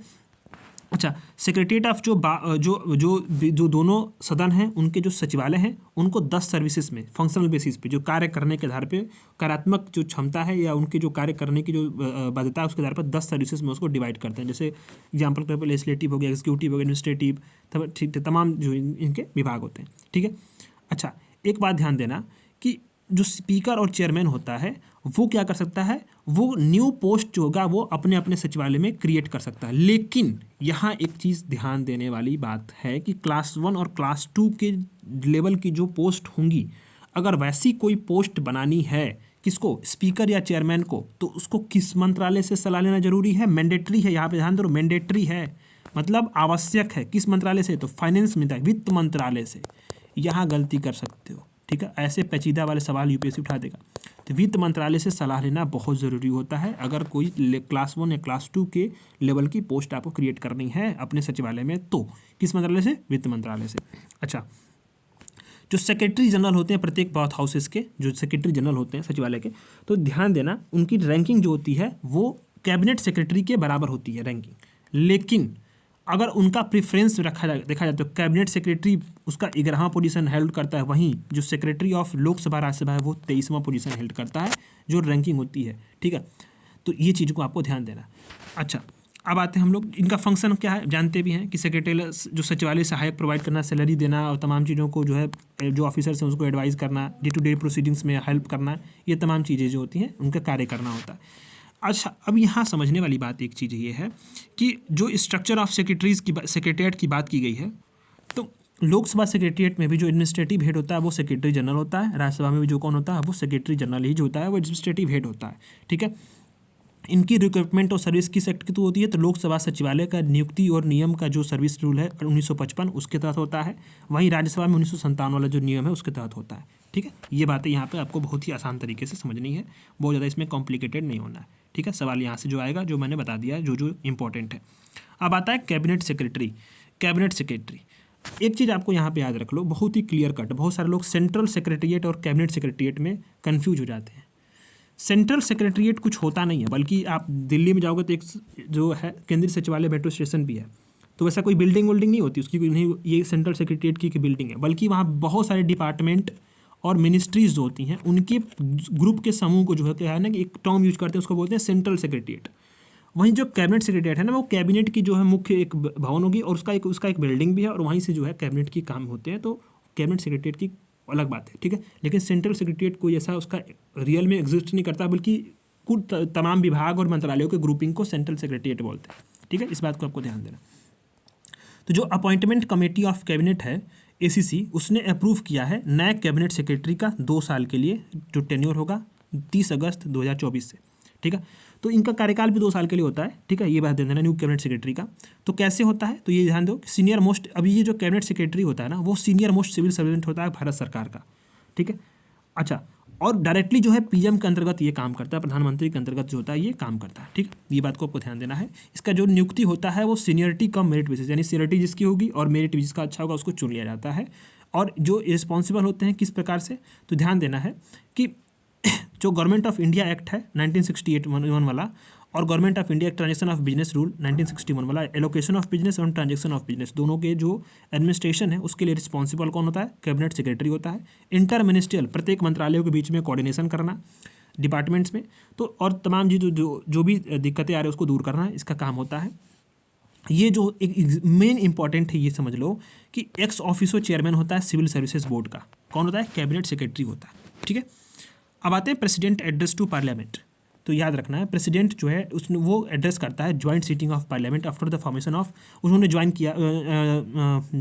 एड्रेस किया ज्वाइंट सीटिंग किसका? पार्लियामेंट का 18वीं लोकसभा के गठन के बाद। ठीक है, तो इस बार का जो लोकसभा गठन हुआ था 2024 में, वो भी आपको याद रखना है वो 18वीं लोकसभा थी। ये भी बहुत सारे लोग कंफ्यूज हो जाएंगे, 17, 16, 19 गलती कर देंगे इस तरह के अगर ऑप्शंस दिए रहे हैं बहुत क्लोज तो 18वीं लोकसभा थी, उसी के बाद प्रेसिडेंट जो है एड्रेस किया। देखो 2 आर्टिकल हैं जहाँ पर प्रेसिडेंट को जो है एड्रेस करने की बात की गई है। तो 87 जो प्रेसिडेंट है वो 2 मौक़ों पे जो है वो बोथ हाउसेस जो पार्लियामेंट सदन के दोनों हाउस हैं उसको एड्रेस करता है। पहला कौन सा है कि प्रत्येक जनरल इलेक्शंस का पहला सेशन होगा, दूसरा प्रत्येक साल का पहला सेशन। ठीक है, प्रत्येक ईयर का। तो यहाँ पे जो है प्रेसिडेंट जो होता है 2 मौक़ों पे यहाँ पे एड्रेस करता है। 86 में भी बताया गया है कि प्रेसिडेंट जो है वो पार्लियामेंट के बोथ हाउस को जो है जो वो मतलब एड्रेस कर सकता है, लेकिन अभी तक उसने ऐसा अभी तक जो है राष्ट्रपति ने आर्टिकल 86 के तहत जो है इस प्रोविज़न का इस्तेमाल नहीं किया है। ठीक है, अब आता है last article oath of the member of parliament. Newly elected members जो होते हैं उन्होंने 18वीं लोकसभा को उसने ओथ लिया। तो ओथ जो है आपको ध्यान देना कॉन्स्टिट्यूशनल प्रोविजंस क्या है, संवैधानिक प्रावधान क्या है। आर्टिकल 99 जो है वो oath of office of MP को है वो डील करता है। ठीक है, और इनके जो ओथ है 3rd शेड्यूल में जो ओथ फॉर्म्स ऑफ ओथ है, ओथ किस प्रकार से ले जाएंगे, किस प्रकार जो ओथ का फॉर्म है वो 3रे शेड्यूल यानी कि 3री अनुसूची में वर्णित है। आर्टिकल 104 में कहा गया है कि बिना ओथ लिए अगर कोई पार्लियामेंट में बैठता है पेनाल्टी उस पर लगेगी, उसके लिए सजा का मतलब कुछ सजा भी का प्रावधान भी है। ठीक है, एक्सेप्शन किसको है? मिनिस्टर्स को। अगर मिनिस्टर्स बिना मतलब ओथ लिए, क्योंकि वो चाहे तो फिर अगर होता है ना कि वो पार्ट ले सकता है, लेकिन उसको 6 महीने के अंतर्गत जो है वो अपने हाउस में उसको इलेक्ट होना है। ठीक है, ये भी ध्यान देना है। ओथ होता है वो चाहे तो इंग्लिश में या जो 22 हमारी जो है शेड्यूल लैंग्वेज है उसमें लिया जा सकता है। तो ये इंपॉर्टेंट था। तो इस तरह से हमने जो है पूरा एक सेक्शन कंप्लीट कर लिया। इसमें से जो भी इंपॉर्टेंट था मेन चीज़ें थी, बहुत सारी चीज़ें बेसिक की थी, कुछ करंट की चीज़ें थी जो हमने अच्छे तरीके से कर ली। अब आते हैं हम लोग जुडिशरी वाले सेक्शन पे। अब जुडिशरी वाले सेक्शंस में हम लोग बहुत अच्छे तरीके से समझेंगे, बिल्कुल आसान सी भाषा में। यहाँ बहुत सारे लोगों को कन्फ्यूज़न होती है और होगी भी क्यों नहीं, क्योंकि ये टॉपिक ही थोड़ा सा कन्फ्यूजिंग वाला है। लॉ वाली चीज़ें आती है ना जहाँ पे, तो थोड़ा सा चीज़ें जो हैं वो कॉम्प्लिकेटेड हो जाती हैं जो भी अभी नए लोग होते हैं। ठीक है, तो बहुत ही आसान तरीके से मैं समझाऊंगा। पहला टॉपिक आपका है अल्टरनेटिव डिस्प्यूट रिजोल्यूशंस। ठीक है, न्यूज में क्यों रहा है? क्योंकि सुप्रीम कोर्ट ने लॉन्च किया online mediation training web portal. ठीक है, online mediation training web portal को सुप्रीम कोर्ट ने उसको लॉन्च किया। अल्टरनेटिव डिस्प्यूट रिजोल्यूशन ADR आपने पढ़ा होगा, लक्ष्मीकांत में दिया हुआ है। ठीक है, तो ADR के बारे में समझेंगे। ठीक है, वो चीज़ों को समझो। अच्छा, एक चीज़ और भी है कि जो मोर ऑन न्यूज में दिया गया है कि जो भी ये online mediation training web portal है उसको किसके द्वारा बनाया गया है? तो उसको बनाया गया है नालसा जो है। तो याद रखना लीगल सर्विस एक्ट 1987 में नालसा का गठन हुआ था। किसके तहत? Legal service act 1987। ये पूछा जा सकता है सवाल में। तो लीगल सर्विस एक्ट जो है उसी के तहत 1987 में नालसा का गठन हुआ था। अच्छा, उसके द्वारा और mediation on conciliation project committee MCPC committee है, सुप्रीम कोर्ट को 2005 में बनी थी कि किस प्रकार से जो है मीडिएशन और कॉन्सिलेशंस जो है वो मध्यस्थता और जो है ये जो कॉन्सिलेशंस हैं वो देश में हो जाए, उसके लिए MCPC 2005 में सुप्रीम कोर्ट ने बनाई थी। तो MCPC और नालसा इसके द्वारा जो है ये online mediation training web portal बनाया गया। बस इतना आपको ध्यान देना है। जो सवाल आएगा वो आपके सामने रहेगा, आप कंफर्म है कि आप कर ले जाओगे, गलती नहीं करोगे। ठीक है, हम लोग समझते हैं ADR क्या है। चीज़ें हम लोग यहाँ समझने की कोशिश करेंगे। ADR होता क्या है? मान लो कोई विवाद हो गया। ठीक है, कोई विवाद हो गया तो हम लोग क्या करते हैं? पुलिस FIR होती है, फिर कोर्ट जाते हैं, कोर्ट से समझौता होता है, सुलह होता है, जो भी होता है कोर्ट से होता है। ADR क्या? अब कोर्ट में क्या है? कोर्ट में बहुत सारा दबाव है। किस चीज़ का? केसेस का। पेंडेंसी काफ़ी बढ़ रही है, मतलब जो है केसेस काफ़ी लंबित हैं। ऐसे में कोर्ट समय से जो है काम भी मतलब जो है अपने इफेक्टिव तरीके से कर भी नहीं पा रही है, और सबसे बड़ी बात यह है कि कोर्ट जो है उसके ऊपर इतना दबाव है कि वो करे भी कैसे, उसके पास भी सीमित क्षमता है। तो ऐसे में एडीआर जो है वो विकसित किया गया, अल्टरनेटिव डिस्प्यूट रेड्यूसल्स। इसमें क्या होता है, कोर्ट रूम के बाहर जो होता है, कोर्ट रूम के बाहर सभी जो विवाद होंगे उसका समझौता होता है, सेटलमेंट होता है। ठीक है, यहाँ ध्यान देना है, इसमें नॉन कंपाउंडेबल जो केसेस होती हैं, गैर जो जमानती होंगी या फिर नॉन कंपाउंडेबल यानी जो गैर जमानती या फिर कह लो कि जो कोर्ट के बाहर सेटल नहीं हो सकता, उनका क्या है कि नॉन कंपाउंडेबल केसेस उनका जो है इसमें शामिल नहीं होता, वो केसेस इसमें शामिल होती हैं, किसमें, एडीआर में। लेकिन जो नॉर्मल केसेस हैं वो कोर्ट रूम के बाहर सेटल हो जाती हैं एडीआर में। ठीक है, अल्टरनेटिव डिस्प्यूट रेडिसल इस प्रोसेस होता है जिसमें जो डिस्प्यूट्स होते हैं कोर्ट रूम के बाहर सेटल होते हैं, एड्रेस होते हैं। अच्छा, ये सभी प्रकार के रेजोल्यूशन होता है, जैसे सिविल, कमर्शियल, इंडस्ट्रियल या न्यूट्रल थर्ड पार्टी, ये इसमें कम्युनिकेट करती है। दोनों के बीच में एक तीसरी पार्टी रहेगी, उसको जो भी विवाद रहेगा उसको सॉल्व करने की कोशिश करती है। ठीक है, यही एडीआर है, अल्टरनेटिव डिस्प्यूट रिजोल्यूशंस। अब आता है कि टाइप ऑफ एडीआर। ठीक है, टाइप ऑफ एडीआर ये बड़ा इंपॉर्टेंट है, यहाँ पे बहुत सारे लोग कंफ्यूज हो जाते हैं और बहुत सारे लोग इसमें से इसके बीच में फ़र्क नहीं समझ पाते कि आर्बिट्रेशंस क्या है, मेडिएशंस क्या है, कॉन्सिलेशंस क्या है, नेगोशिएशंस क्या है, कोलैबोरेटिव लॉ क्या है। सब कुछ तो एक ही है, दिखता है सब कुछ एक जैसा, लेकिन सब में बेसिक फ़र्क है और सब कुछ अलग अलग होता है। मैं आपको बहुत ही आसान भाषा में समझा रहा हूँ, ये समझना बहुत अच्छे तरीके से, ध्यान देना, दिमाग को थोड़ा सा कंसंट्रेट कर लो। मान लो एक पति पत्नी है, ठीक है, एक ऐसे रख लो, एक हस्बैंड वाइफ है, हस्बैंड है और ये वाइफ है। ठीक है, इन दोनों के बीच में झगड़ा हो गया, किस बात को लेकर हो गया कि जो हस्बैंड है उसका कहीं और अफेयर्स है। ठीक, तो यहाँ पे क्या हुआ कि वाइफ ने उसको क्या किया कि उसने एक केस फाइल किया, किसका, डाइवोर्स का। ठीक, अब ये मैं आर्बिट्रेशन समझा रहा हूँ, इसको समझना, आर्बिट्रेशन को, डाइवोर्स का केस फाइल किया। तो अब क्या हुआ कि ये किसी व्यक्ति के पास गई, जो मतलब डाइवोर्स जो फाइल देख रहा होगा उसके पास गई एडीआर में।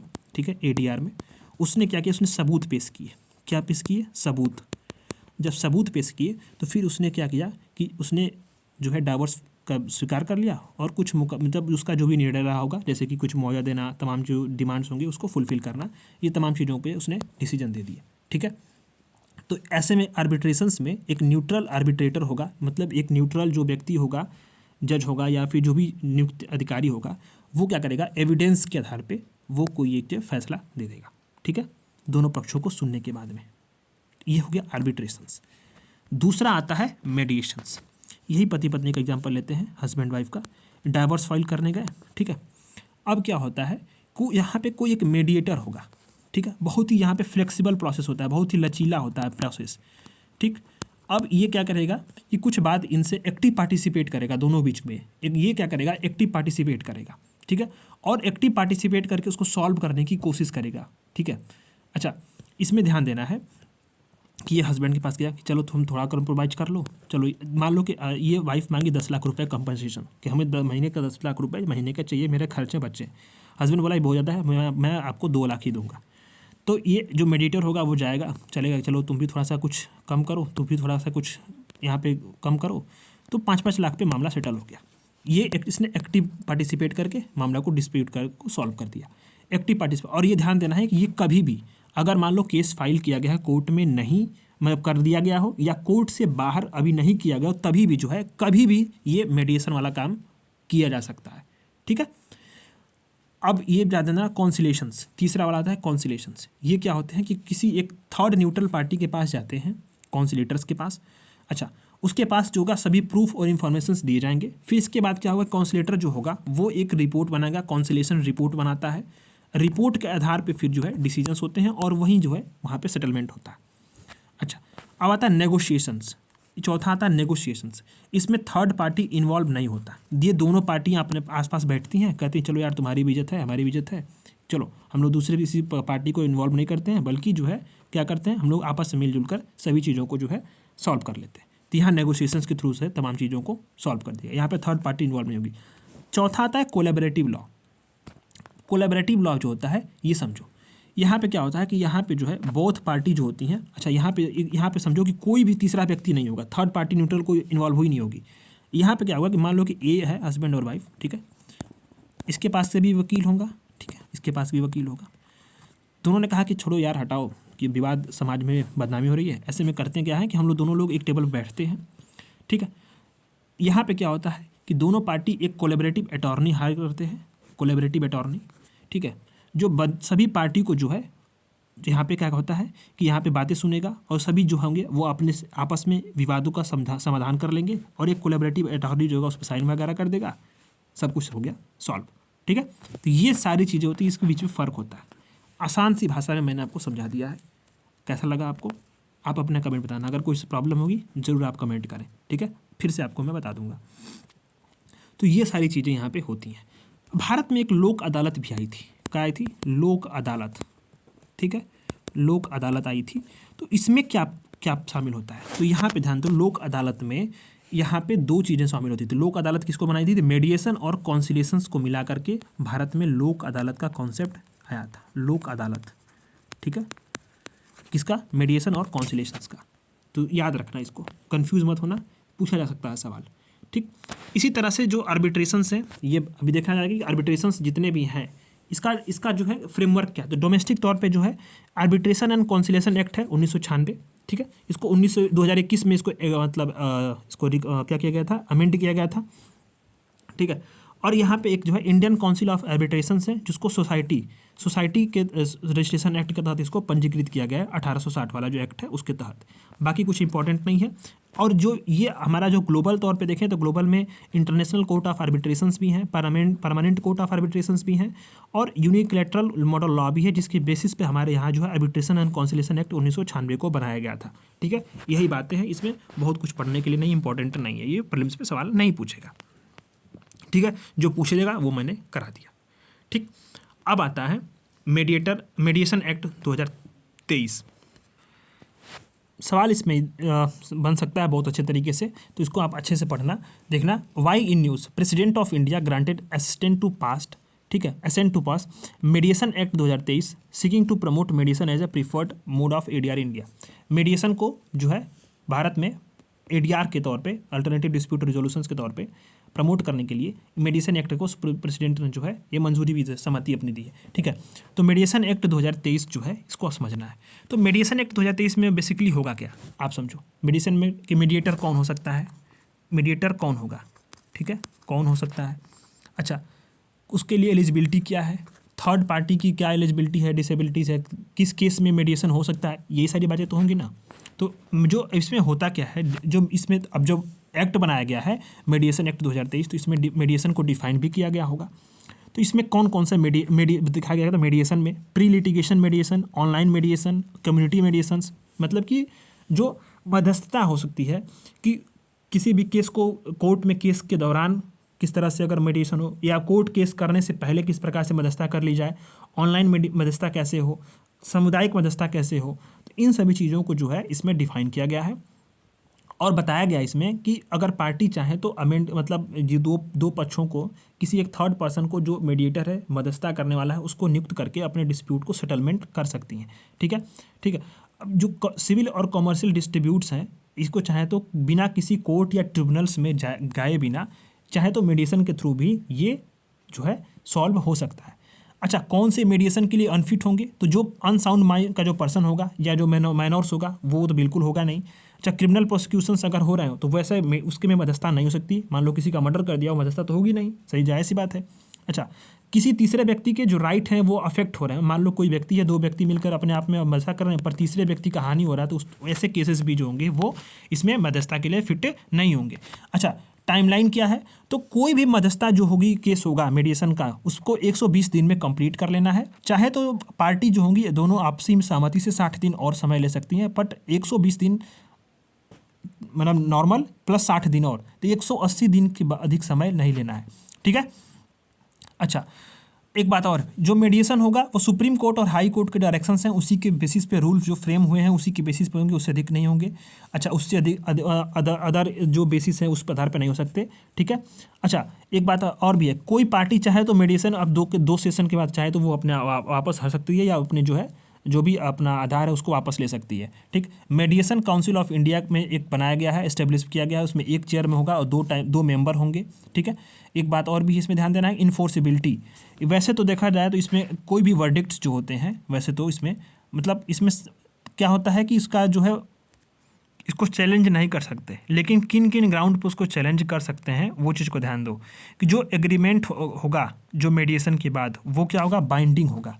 ठीक है, वो इन्फोर्सेबल होगा। जैसे कोर्ट जजमेंट आता है तो जो बाध्यकारी होता है, उसी प्रकार से जो मध्यस्थता के भी जजमेंट आएंगे वो बाध्यकारी होंगे और प्रवर्तनीय होंगे। इन्फोर्समेंट में इन्फोर्सेबल मतलब प्रवर्तनीय होंगे, तो क्या होंगे, बाध्यकारी और प्रवर्तनीय होंगे। पर चाहे तो वो चैलेंज हो सकते हैं वर्डिक्ट कैसे, 90 दिन के भीतर।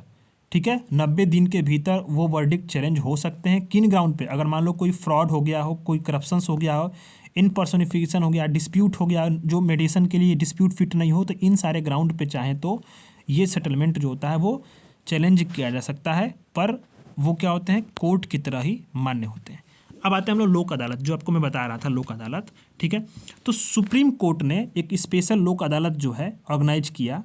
ठीक है, अपने उसके डिस्प्यूट सेटलमेंट के 75 वर्ष पे। ठीक है, तो लोक अदालत क्या है, पीपुल कोर्ट, ये क्या है, एडीआर मैकेनिज्म ही है, जो एडीआर का एक मैकेनिज्म ही है लोक अदालत। ठीक है, तो इसको कैसे बनाया गया था, तो जो ये इसके पास अगर एक बार ध्यान दो, एक चीज़ और भी है, लीगल सर्विस जो एक्ट है 1987, उसी के तहत जो है इसके पास क्या है कि स्टैट्यूटरी जो स्टेटस है, यानी कि उसको सांविधिक जो है पद मिला हुआ है। ठीक है, और ये क्या है कि इसको 2002 में एक्ट को अमेंड किया गया था, किस लिए कि लोक अदालत को जो है सामाजिक जो सहायता के लिए परमानेंट तौर पे उसको इस्टेब्लिश किया जाए। और ये क्या होती हैं, प्राकृतिक न्याय, नेचुरल जस्टिस से जो होती हैं, ये जो नेचुरल जस्टिस का जो प्रिंसिपल होता है उसी के थ्रू ये गाइडेड होती हैं। ठीक है, तो याद रखना है इसके पास कि जो लोक अदालत होती हैं वो प्रिंसिपल ऑफ नेचुरल जस्टिस, जो प्राकृतिक न्याय है, उसी के थ्रू ये गाइड होती हैं। ठीक, अच्छा, ये क्या होती है कि इनके पास सीपी जो सी होते हैं, कोड ऑफ सिविल प्रोसीजर्स 908 और भारतीय जो साक्ष्य अधिनियम है 2023, इसके थ्रू ये बाउंड नहीं होती। अपना जो अपना फैसला होगा वो नेचुरल जस्टिस के थ्रू भी वो दे सकती हैं। ठीक है, अच्छा, इनके पास सेम पावर होता है सिविल कोर्ट के, और डिसीजन जो भी मेड होगा वो फाइनल होगा। लोक अदालत जो भी निर्णय लेगी वो फाइनल होगी और बाध्यकारी होगी, और इसके केस के अगेंस्ट में कोई भी अपील नहीं की जा सकती है। ये बातें लोक अदालत की यहाँ पे की गई हैं। ठीक है, अच्छा, केसेस रिफर टू लोक अदालत, इनको इसमें क्या होता है ये ध्यान दो कि अगर कोई केस किसी मतलब इसमें ध्यान देना है आपको कि कोई केस किसी भी कोर्ट के बिफोर जो होता है पेंडिंग हो वो भी ले सकती है। अच्छा, एक चीज़ और भी है कि अगर कोई डिस्प्यूट्स जो होगा, अगर मान लो किसी कोर्ट में नहीं गया हो, वो भी यहाँ पे इस कोर्ट में फाइल किया सकता है। इसमें मैट्रिमोनियल यानी कि जो वैवाहिक संबंध वाले जो केस डिस्प्यूट्स हो, प्रॉपर्टी वाले हो, मोटर एक्सीडेंट हो, लैंड एक्विजिशंस हो, तमाम चीज़ें जो होती हैं वो इसमें शामिल होते हैं, इसमें केसेस शामिल किए जाते हैं। जूनागढ़ में 1982 में पहली बार जो है फर्स्ट लोक अदालत गुजरात में यहाँ पे लगी थी। ठीक है, ये ध्यान देना आपको। अब आता है फ्री लीगल एड। जब फ्री लीगल एड का बात आता है तो आपके दिमाग में सीधे ही डायरेक्ट आपके पास क्लिक करना चाहिए क्या कि आर्टिकल 39A ये क्या बोलता है, हमारे जो DPSP उसमें बोला गया है कि ensure justice are not denied to any citizens because of their economic and disabilities. ठीक है, ध्यान देना आपको, 42वें संविधान संशोधन के द्वारा ये इसमें श्योर किया गया कि किसी भी व्यक्ति को उसकी आर्थिक और अदर जो असमर्थता है उसके आधार पर न्याय से वंचित नहीं किया जा सकता। ठीक, उसी में तरह आर्टिकल 21 भी बोलता है। ठीक है, लेकिन उतना ये इंपॉर्टेंट नहीं है फ्री लीगल एड में, पर फिर भी यहाँ पे उसके बाद यहाँ पे प्रावधान किए गए हैं।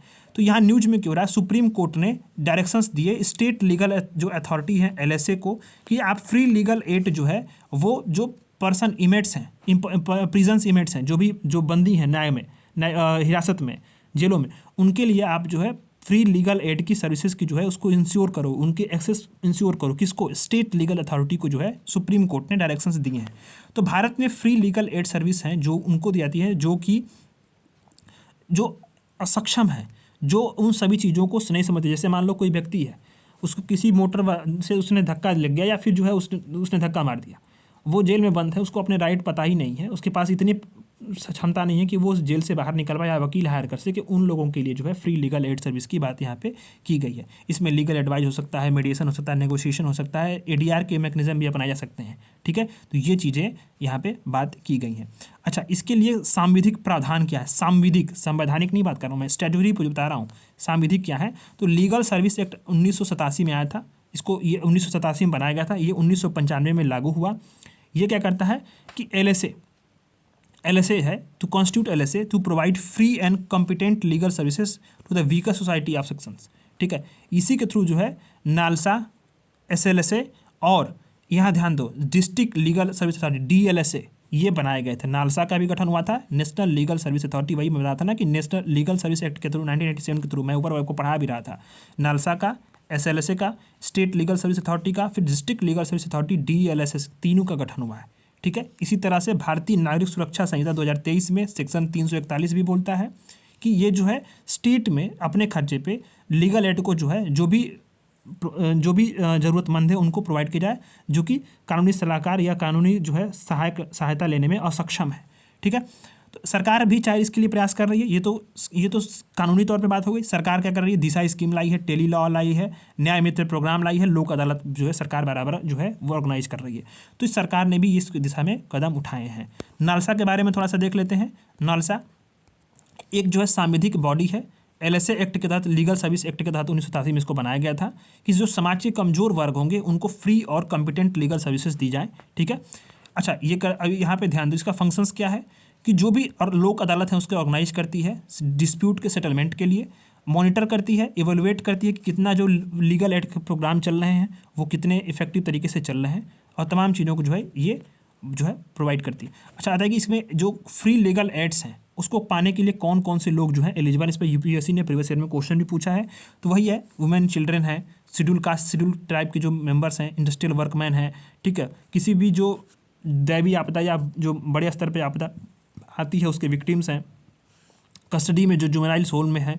ठीक है, साइकेट्रिक हॉस्पिटल्स में जो पर्सन है कस्टडी में, मेंटली जो बीमार है, डिसेबल पर्सन है, ट्रैफिकिंग के जो विक्टिम हैं। ठीक है, जो आर्टिकल 23 में जो वर्णित है उन सारे लोग भी आ सकते हैं। ठीक है, और एक बात और भी ध्यान देना कि यहाँ पे एक चीज़ आपको याद रखना है कि सुप्रीम कोर्ट ने ये डिसीजन दिया कि उसके पास person whose annual income is less than, ठीक है, अगर स्टेट गवर्नमेंट ने कोई ऐसा अभी तक नियम नहीं बनाया, लेकिन उसके पास स्टेट गवर्नमेंट क्या कहती है कि 2 लाख से कम जो आय वाले लोग हैं उनके लिए जो है फ्री लीगल एड सर्विस देती है। लेकिन सुप्रीम कोर्ट ने बोला हमारे यहाँ से 5 लाख से कम आय वाले जो व्यक्ति होंगे वो क्या है कि फ्री लीगल एड लेने के लिए जो है वो एलिजिबल होते हैं। ठीक है, तो स्टेट वाइज डिफरेंट है, ये स्टेट वाइज डिफरेंट है, बट एक जो मोटा तौर पर बहुत सारे स्टेट जो फॉलो करते हैं वो क्या है कि 2 लाख मान लेते हैं।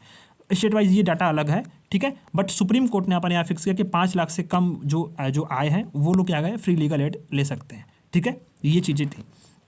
अब आता है tribunal system in India. Bharat में ट्रिब्यूनल सिस्टम क्या है इसके बारे में समझेंगे, और बहुत सी चीज़ों को यहाँ पे हम लोग समझने की कोशिश करेंगे कैसे जो है ये हमारे न्यायिक व्यवस्था को मजबूत कर रहा है। अब मैं आपको बताने वाला हूँ कि ट्रिब्यूनल सिस्टम्स होते क्या हैं। तो ट्रिब्यूनल सिस्टम होते क्या है ना कि वैसे जो जुडिशरी में केसेस की पेंडेंसी बढ़ती जा रही थी, और जो किसी भी विषय की जो सब्जेक्ट एक्सपर्टाइज होती है वो किसी जज के पास, हर एक जज के पास तो हो नहीं सकती। जैसे मान लो कोई एक केस है वो है इंश्योरेंस से संबंधित, कोई मतलब वो आपका लॉ से संबंधित है, या फिर मेडिकल संबंधित है, या फिर आपको समझो कि इंजीनियरिंग संबंधित है, स्पेस है, मतलब तमाम जो एरियाज़ के केसेस आते हैं, तो जजेस के पास हर एक विषय की एक्सपर्टाइज तो होगी नहीं। तो जब एक्सपर्टाइज नहीं होगी किसी विषय का, बायोटेक से समझ मान लो केस है, जज जरूरी थोड़ी कि वो बायोटेक का जानकार हो। ठीक है, तो ऐसे में क्या होता है कि उसके लिए एक ट्रिब्यूनल्स बनाया गया कि किसी प्रकार से जो स्पेसिफिक केसेस के लिए आ रहे एक्सपर्टाइज की बातें आ रही हैं और जुडिशरी पे जो भार बढ़ता जा रहा है उसको जल्दी से सॉल्व करने के लिए ट्रिब्यूनल्स का गठन की बात की गई थी। तो नेचर जो इसका है कि क्वासी जुडिशियल बॉडी होती हैं, और जो जुडिशरी में केसेस का ओवरलोड हो रहा है उसको लोड कम करने के लिए, और जो टेक्निकल मैटर हैं सब्जेक्ट एक्सपर्टाइज के उसको यहाँ पे सॉल्व करने के लिए यहाँ पे ट्रिब्यूनल्स का गठन किया गया। ट्रिब्यूनल्स का जो गठन है ना उसमें क्या होता है कि जजेस तो होंगे ही, उसके साथ एक सब्जेक्ट किसी विषय पे जो है उसका सब्जेक्ट का एक व्यक्ति जरूर उसका एक्सपर्ट उसमें शामिल होता है जो जजेस होते हैं उसमें। ठीक है, तो ये बातें आपको ध्यान देनी है। अच्छा, इसमें 2 आर्टिकल को आपको याद रखना, 323 इसको ए और बी भाग में बांट लो, 323A और 323B। ए में क्या है, ए में CAT का गठन है, ठीक है, किसका? सेंट्रल एडमिनिस्ट्रेटिव ट्रिब्यूनल का गठन है। बी में क्या है कि अन्य जो ट्रिब्यूनल्स है, जैसे कि आप मान लो इंश्योरेंस हो गया, ठीक है, बायोटेक का हो गया, फिर मतलब तमाम जो अदर एक्सपर्ट हो सकते हैं, टैक्स का हो गया, तो इनके लिए ट्रिब्यूनल्स का गठन किया गया। तो पहले में 323 में किसका गठन है? ए में 323 ए में किसका गठन है? CAT का। 323 बी में जो है अदर ट्रिब्यूनल्स का गठन की बात यहाँ पे की गई है। ठीक है, तो यहाँ पे एक चीज़ ध्यान दो कि न्यूज में क्यों रहा कि इलाहाबाद हाई कोर्ट ने कहा कि जो सेंट्रल एडमिनिस्ट्रेटिव ट्रिब्यूनल्स है CAT, उसके अगेंस्ट जो अपील की गई थी ऑर्डर की, कंटेम्प्ट जुडिक्शंस की, वो क्या है कि वो सुप्रीम कोर्ट में ही की जा सकती है, नॉट हाई कोर्ट। उसको खारिज कर दिया था। तो यही बातें यहाँ पे खबरें में थी। अच्छा, ट्रिब्यूनल्स का जो आप रैंकिंग समझो, देखो मान लो सुप्रीम कोर्ट होता है, उसके पास नीचे क्या होते हैं? हाई कोर्ट होती है। हाई कोर्ट के पास क्या होते हैं? डिस्ट्रिक्ट कोर्ट्स होती है। लेकिन कुछ जो ट्रिब्यूनल्स ऐसे होते हैं जिनकी जो हाई कोर्ट्स होते हैं ना, तो हाई कोर्ट्स के लेवल में होती है, तो उनकी जो अपील होगी सीधे सुप्रीम कोर्ट ही होगी। ठीक है, ट्रिब्यूनल्स होंगे कुछ, जैसे उसमें NGT मान लो। NGT क्या है? NGT national green tribunal service है, नेशनल ग्रीन ट्रिब्यूनल है। ठीक है, 2010 में इसका गठन हुआ था।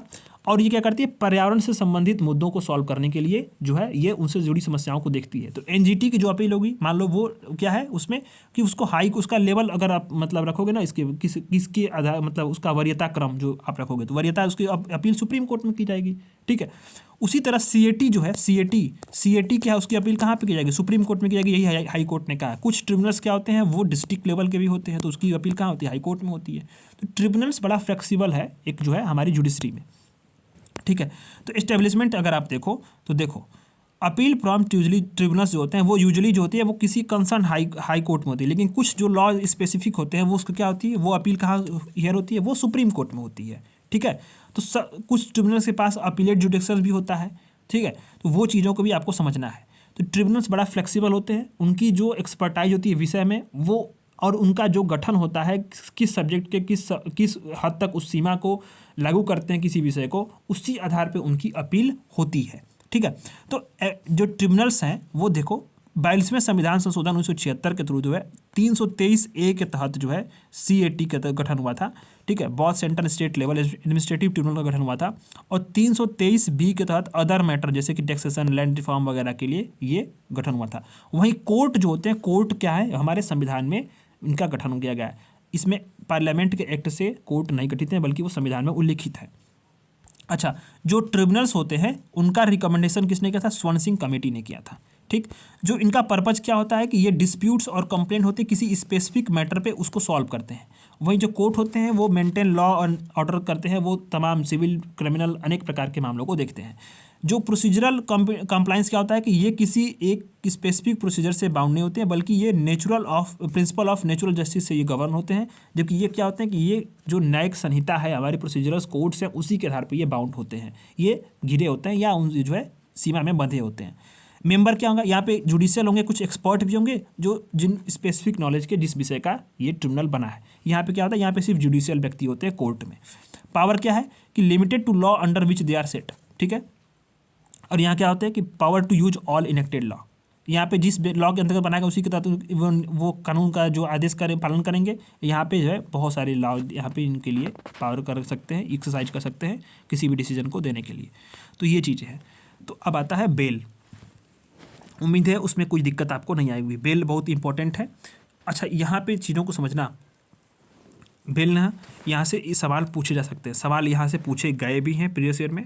खबरों में क्यों रहा था कि 2 जजों की एक बेंच थी सुप्रीम कोर्ट में, जलालुद्दीन खान बनाम यूनियन ऑफ इंडिया केस में। उसने कहा कि bail is rule, jail is exception. Bail क्या है? कानून, बेल नियम है, और जो जेल होता है वो एक अपवाद है।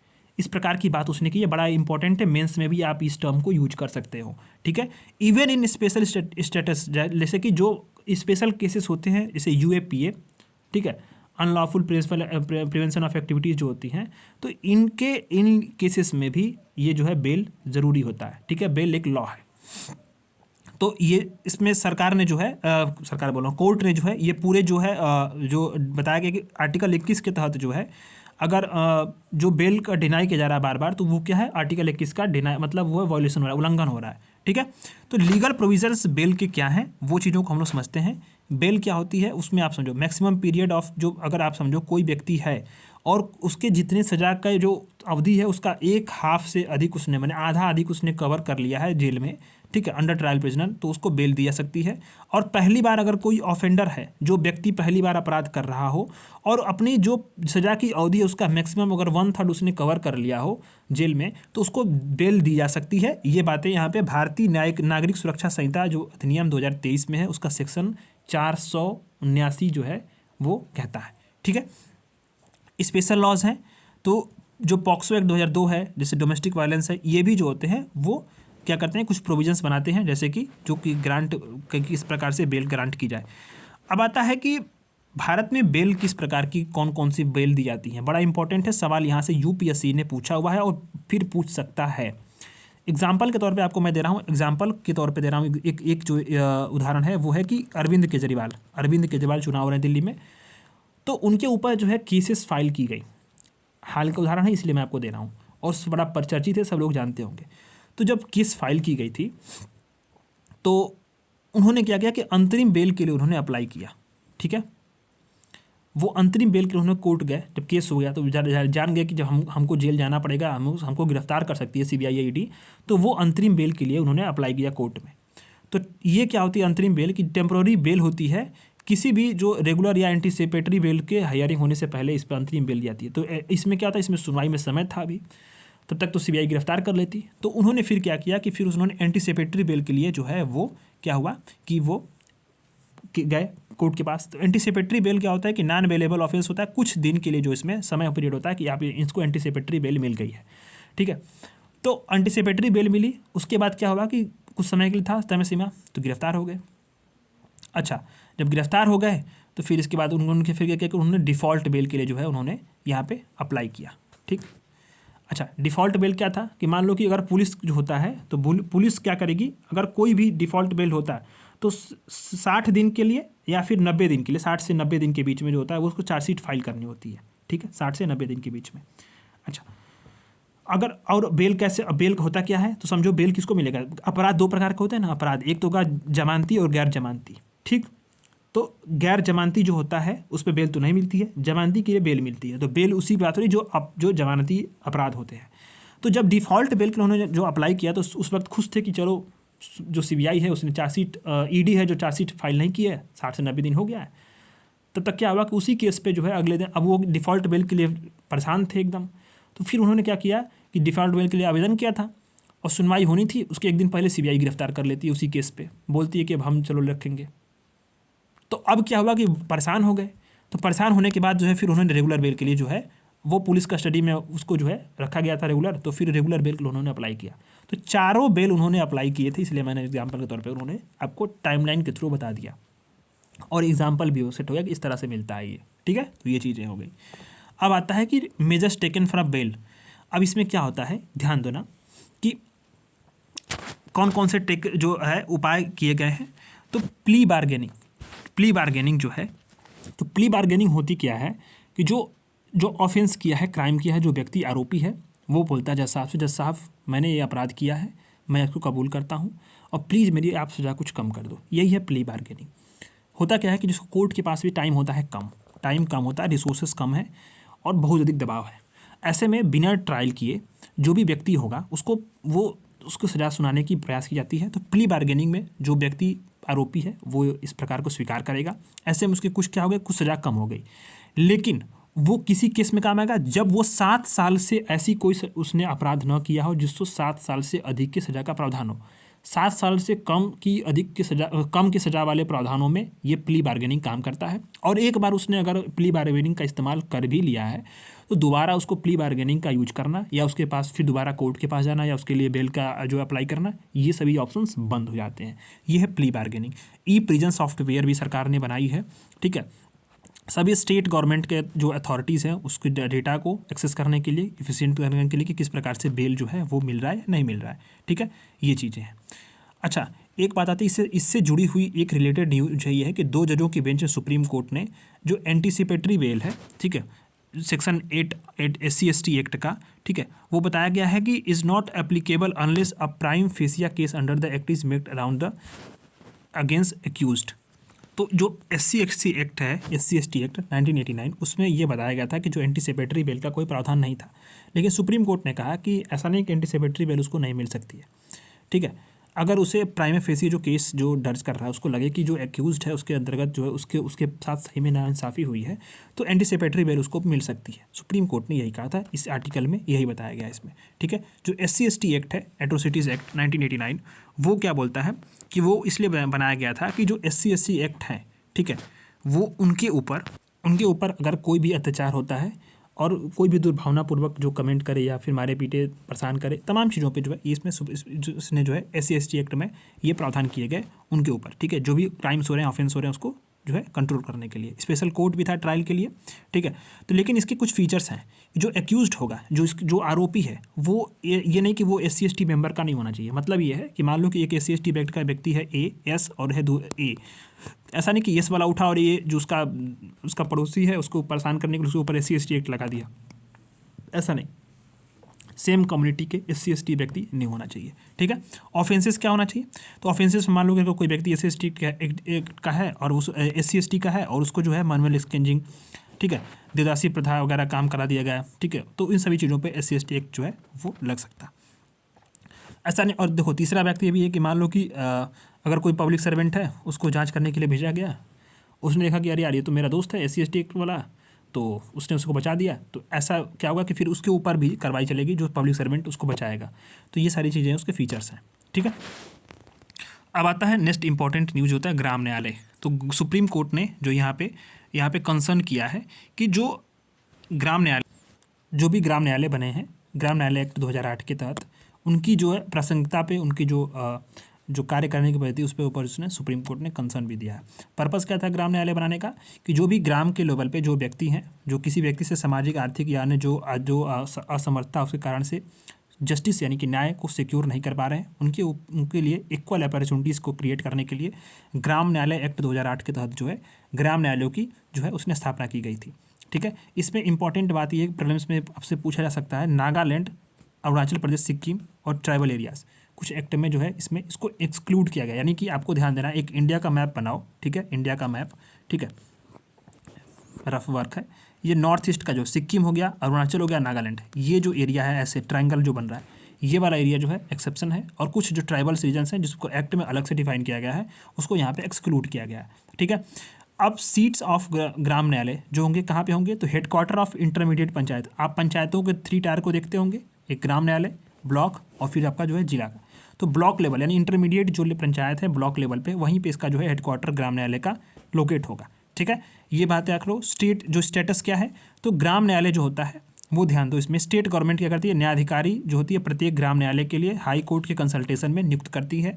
इसका ज्यूरिसडिक्शंस क्या होता है कि it shall be A mobile court. Mobile court की कॉन्सेप्ट किसने दिया था? UP PCS का सवाल है ये, डॉक्टर APJ अब्दुल कलाम ने। ठीक है, तो याद रखना UP PCS का प्रीवियस ईयर क्वेश्चन है ये, आपको यहाँ पे हर चीज़ों को एकदम PYQ से आपको जो है रिलेट करके पढ़ना है।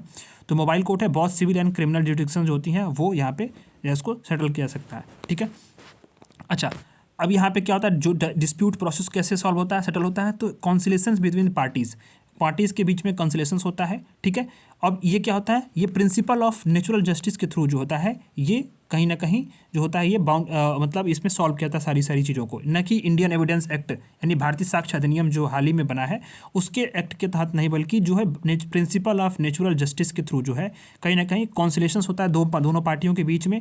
और मैंने आपको आर्बिट्रेशंस, कॉन्सिलेशन सब कुछ मीडिएशंस पढ़ा ही दिया ऊपर, तो आप एक बार फिर से रिवाइज करना अगर नहीं आ रहा तो। ठीक है, उसके बीच में जो है डिस्प्यूट्स को सेटल किया जाता है। ठीक, अपील इसकी क्या होती है? तो अपील इन क्रिमिनल केस जो होती है वो सेशन कोर्ट में की जाएगी, और सिविल कोर्ट में जो इसकी अपील होती है, सिविल केसेस की जो अपील होगी वो डिस्ट्रिक्ट कोर्ट में की जाएगी। ठीक है, लेकिन ध्यान देना है कि और जो अपील होगी वो अपील फाइल करने की डेट से 6 महीने के भीतर जो होता है वो क्या होता है कि उसका केसेस का निपटारा करना जरूरी होता है। ठीक है, तो ये आपको याद रखना है। अच्छा, एक चीज़ और भी है कि Jharkhand government has filed a contempt petition against the centre aliasing delay in appointment of the chief justice of high court. Jharkhand सरकार जो थे उसने जो है एक जो है कंटेम्प्ट पिटीशंस जो है वो केंद्र के खिलाफ जो है उसने दायर की कि जो chief justice of high court है, उसके अपॉइंटमेंट में डिले हो रहा है। ठीक है, तो कंटेम्प्ट ऑफ कोर्ट, इस सवाल यूपीएससी का प्रीवियस ईयर का क्वेश्चन भी है, तो याद रखना, आपको पूछा जा सकता है, बहुत इंपॉर्टेंट है। तो कंटेम्प्ट ऑफ कोर्ट जो है उसको किसके अंतर्गत, संविधान के अंतर्गत नहीं बल्कि कंटेम्प्ट ऑफ कोर्ट एक्ट 1971 के तहत डिफाइन किया गया है। ये आपको याद रखना है, स्टेटमेंट में दे सकता है आपसे कि contempt of court has been defined in constitution, वो स्टेटमेंट गलत होगा। ठीक है, आर्टिकल 129 और 215 जो पावर देता है सुप्रीम कोर्ट हाई कोर्ट को कि कंटेम्प्ट के लिए पनिश करे। ठीक है, दो प्रकार के कंटेम्प्ट होते हैं, एक होता है सिविल कंटेम्प्ट, ठीक है, जिसमें कि जो जानबूझ करके किसी judgment, decree direction, writ, order का जो है या किसी प्रोसेस का जो है उल्लंघन किया गया हो। दूसरा होता है क्रिमिनल कंटेम्प्ट। ठीक है, तो ये क्या होता है कि पब्लिकेशन, कोई भी मैटर का ऐसा पब्लिकेशन जो क्या करता है कि स्कैंडलाइज करता है, प्रिजुडिस करता है, इंटरफेयर करता है, जस्टिस को जस्टिस को कहीं ना कहीं उसमें जो है इंश्योर करने में बाधा बनता है। ठीक है, किसी भी कोर्ट के अथॉरिटी को नीचा दिखाता है, तो इस प्रकार के क्रिमिनल अटेम्प्ट भी होते हैं। तो दो प्रकार के कंटेम्प्ट ऑफ कोर्ट होते हैं, एक होता है क्रिमिनल, दूसरा होता है सिविल। ठीक है, जो कि आपको याद रखना है। अब आता है मर्सी पिटिशंस। तो मर्सी पिटिशंस जो होता है, याद रखो, इसमें supreme president has rejected mercy petition और क्यूरिटी पिटिशंस, ये दोनों को साथ में पढ़ते हैं। पहले आपको पढ़ाता हूँ क्यूरिटी पिटिशंस क्या होते हैं। ठीक है, तो ये ध्यान दो कि क्यूरिटी पिटिशंस दो प्रकार के होते हैं। ठीक है, पिटिशंस दो प्रकार के होते हैं, एक होता है आपका रिव्यू पिटिशंस, दूसरा होता है क्यूरिटी पिटिशंस।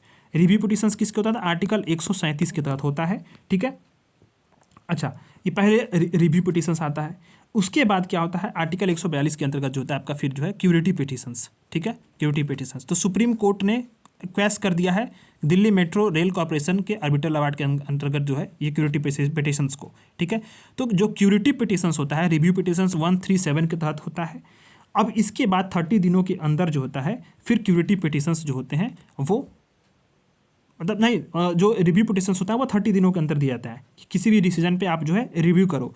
फिर होता है क्यूरिटी पिटिशंस, ये क्या होता है, लास्ट कॉन्स्टिट्यूशनल रेमेडी होती है, मतलब संवैधानिक तौर पे लास्ट एक प्रकार का हमारे पास जो रास्ता होता है कि आर्टिकल 137 के तहत जो भी रिव्यू पिटिशंस हैं उसको जो है सरकार के द्वारा जो है अगर डिसमिस कर दिया गया हो तो जो उसको फिर वहाँ पे क्यूरिटी पिटिशंस में फाइल की जाए। किस आर्टिकल के तहत, तो आर्टिकल के तहत होता है 142। ठीक है, ये कंप्लीट जस्टिस के जो पावर होती है उसके पास होती है कोर्ट की। ठीक है, तो ये ध्यान देना आपको। ठीक, अच्छा, अब अगर मान लो कि क्यूरिटी पिटिशंस फेल हो, ठीक है, तो ये क्या हमारे पास क्या है, ये लास्ट है। सबसे पहले कौन आएगा, रिव्यू पिटिशंस आएगा, उसके बाद क्यूरिटी पिटिशंस आएगा। ठीक, अब इसी तरह से एक मर्सी पिटिशंस आता है, कंफ्यूज मत होना। मर्सी पिटिशंस क्या होता है, ये तो कोर्ट का है ना क्यूरिटी रिव्यू। मर्सी पिटिशंस में कोर्ट नहीं इन्वॉल्व होती है, यहाँ पे प्रेसिडेंट और गवर्नर इन्वॉल्व होते हैं। ठीक है, याद यहाँ पे रखना है इस चीज़ को। ठीक, तो चीज़ों को समझ गए इस तरह से। तो मर्सी पिटिशंस जो था प्रेसिडेंट ने रिजेक्ट कर दिया है, तो लश्कर-ए-तैयबा टेररिस्ट को, जिसको जो है दिसंबर 2020 में रेड फोर्ट अटैक के लिए जो है उसको मौत की सज़ा सुनाई गई थी। ठीक है, तो कॉन्स्टिट्यूशनल प्रोविजंस क्या है, आर्टिकल 72 जो होता है प्रेसिडेंट को pardon, reprieves, respite, suspend, remit, commute, ये तमाम प्रकार के जो होते हैं उसके पास पावर होते हैं कि सज़ा को कम कर सकता है, परिहार कर सकता है, लघुकरण कर सकता है, इस तरह के उसके पास अधिकार होते हैं। ठीक है, तो कौन कौन से केस होते हैं, तो कोर्ट मार्शल की केस हो और कोई भी ऐसा केस हो जो इसमें डेथ के सेंटेंस दिया गया हो, मौत की सज़ा सुनाई गई हो। ठीक है, और अन्य जो ऑफेंस होते हैं जो कि एग्जीक्यूटिव पावर ऑफ यूनियन जो होता है उसको एग्जीक्यूट कर रहा हो, तो ऐसे में आर्टिकल 72 के तहत किसके पावर होती है, प्रेसिडेंट के पास होती है। लेकिन वहीं अगर हम बात करें कि वहीं गवर्नर के पास किस आर्टिकल के पावर होती है, तो 161 के तहत होती है, वो गवर्नर के पास पावर होती है। नेक्स्ट आता है क्यूरिटी पिटिशन। सुप्रीम कोर्ट ने क्वेश्चन किया है जो आर्बिट्रल अवार्ड है दिल्ली मेट्रो रेल कॉर्पोरेशन के तहत, तो ये हमारे पास लास्ट जो कॉन्स्टिट्यूशनल रेमेडी होता है किसी भी व्यक्ति के पास कि जो आर्टिकल 137 के तहत रिव्यू पिटिशन से अगर सुप्रीम कोर्ट ने डिसमिस कर दिया है तो वो क्यूरिटी पिटिशंस फाइल करे। किस आर्टिकल के तहत, आर्टिकल 142 के तहत, जिसके पास कोर्ट के पास पावर होती है कि वो कंप्लीट जस्टिस को प्रोवाइड करे। ठीक है, क्यों क्यूरिटी पिटिशंस फाइल की आती हैं, अगर मान लो कि ये अगर पिटिशनर्स जो होता है वो साबित कर देता है, वो स्थापित करता है कि जो हमारा पास जो न्याय दिया गया या सज़ा सुनाई गई या फिर जो भी डिसीजंस दिए गए उसमें नेचुरल जस्टिस का वायोलेशंस हुआ है। ठीक है, नेचुरल जस्टिस का वायोलेशंस हुआ है, या फिर जज जो होता है वो अपना जो है जो भी सब्जेक्ट मैटर में डिसीजन दिया गया है उसमें संबंध स्थापित करने में असफल हुआ। जैसे मान लो कि मेरे ऊपर मर्डर का केस लगा, बट मैं उस वक्त वहाँ पे था, जरूरी नहीं कि मैंने ये मर्डर किया हो, उस तरह का जो कनेक्शंस जज बिना समझाए या इस्टेब्लिश किए ही सज़ा सुना दिया, उस तरह की केसेस में भी जो है यहाँ पे क्यूरेटिव पिटिशंस होते हैं। ठीक है, या फिर मान लो कि कोई जज बायसनेस हो, या फिर मान लो कि जजेस जो है वो किसी जो रिव्यू पिटिशन उसका विस्तार हो या फिर उससे जो संबंध हो और उस आधार पे फैसला सुना रहा हो, तो इस बेसिस पे क्यूरेटिव पिटिशंस जो होते हैं 142 के तहत जो होता है कंप्लीट जस्टिस के तहत यहाँ पे दायर किया जा सकता है। ठीक है, लेकिन रिव्यू पिटिशंस किसके तहत होता है, किसके तहत होता है, तो 137 के तहत रिव्यू पिटिशंस होता है। उसके बाद जो होता है क्यूरेटिव पिटिशंस दायर किए जाएंगे। ठीक है, और ये लास्ट होता है, इसके बाद कुछ विकल्प नहीं होते हैं। ठीक है, जो न्यायिक तौर पर विकल्प हो। ठीक, अब आता है फास्ट ट्रैक स्पेशल कोर्ट। तो ये ध्यान देना है कि ये बताया गया, इसमें एक रिपोर्ट आई है इंडियन चाइल्ड प्रोटेक्शन के तहत, प्रोटेक्शन ने एक रिपोर्ट रिलीज की। ठीक है, जिसमें बताया गया कि जो फास्ट ट्रैक स्पेशल कोर्ट्स हैं वो बहुत ही इफिशिएंटली जो है वो हैंडल कर रहे हैं रेप केसेस को, और पॉक्सो एक्ट के तहत जो ये केसेस आ रहे हैं। ठीक है, तो जो फास्ट ट्रैक स्पेशल कोर्ट है इंपॉर्टेंट है प्रीलिम्स के लिए। ये सेंट्रल स्पॉन्सर्ड स्कीम के तहत जो है ये लॉन्च किए गए थे 2019 में। ठीक है, जिसको 2026 तक एक्सटेंड किया गया है। ठीक, अब इनके पास फंडिंग कहाँ से आती है, तो सेंटर बियर कहाँ से फंड करता है, निर्भया फंड से। ठीक, इम्प्लीमेंटेशन कौन करता है, डिपार्टमेंट ऑफ जस्टिस करता है, जो लॉ और जस्टिस मिनिस्ट्री के अंतर्गत आता है। ठीक है, अच्छा, इसको ध्यान देना है, जो ये भी जो फास्ट ट्रैक स्पेशल कोर्ट है वो नेशनल जुडिशियल डेटा ग्रिड से जुड़े हुए हैं। ठीक, अब आता है जीरो FIR, बहुत इंपॉर्टेंट है जीरो FIR, समझना इस बात को। जीरो FIR सबसे ही लग रहा है आपके पास कि FIR होने से पहले। ठीक है, मान लो आपके पास जो है कि आप रास्ते में जा रहे थे, आपका सामान चोरी हो गया, आपकी बाइक सब कुछ चोरी हुई, कार चोरी हो गई। ठीक, और आप कहाँ पे हैं, आप हैं वाराणसी में, और आपका घर कहाँ पे है, इलाहाबाद में। ठीक है, और बनारस में आप हैं। ठीक, और आप इलाहाबाद जा रहे थे, रास्ते में बीच में चोरी हो गई। ठीक, तो बीच में अगर चोरी हो गई तो फिर जो जहाँ चोरी हुई है, मान लीजिए वहाँ पे आपने जो है वहाँ पे FIR नहीं लिखवा पाई। ठीक, या फिर आप जो है जिस मान लो कि दूसरे एरिया में है, FIR नहीं लिखवा पाए, तो आप किसी भी थाने में जाएंगे, वहाँ पुलिस स्टेशन के पास जाएंगे तो पुलिस क्या कहेगा कि आप जो संबंधित थाना उसके पास जाओ, मेरे पास क्यों आए हो। तो आप तुरंत कह सकते हैं कि एक काम करो, आप जीरो FIR लिखो, और जीरो FIR में ये लिखो कि ये चीज़ हुआ है। ठीक है, तो जीरो FIR अगर जब लिखी जाती है तो उसमें क्या होता है कि वो बिना किसी एरिया को कवर किए बिना, मतलब इर्रिस्पेक्टिव ऑफ एरिया, किसी भी एरिया में, ये नहीं कि इस एरिया के है, मान लो कि तेलंगाना में अपराध हुआ है तो वो क्या कर सकते हैं, वो आप UP में FIR लिखवा सकते हो। ठीक है, जीरो FIR। अब क्या होगा कि वो FIR की कॉपी क्या होगी, फिर पुलिस स्टेशन, अब मैं क्यों ट्रांसफ़र करना, भाई पुलिस वाले तुम हो, तुम ट्रांसफ़र करो। तो फिर वो पुलिस वाला जो होगा वो पुलिस स्टेशन वो संबंधित पुलिस थाने को फिर इन्वेस्टिगेशन के लिए वो ट्रांसफ़र कर देगा। ठीक है, एक बार FIR रजिस्टर हो जाती है तो। अच्छा, जीरो FIR होगी तो उसमें FIR नंबर नहीं दिया जाता है। ठीक है, अब जो रिलेवेंट पुलिस स्टेशन होगा, जिस पुलिस स्टेशन में घटना हुई है, वहाँ पे उसको ट्रांसफ़र किया जाएगा और वो FIR नंबर देगा और उसकी जांच करेगा।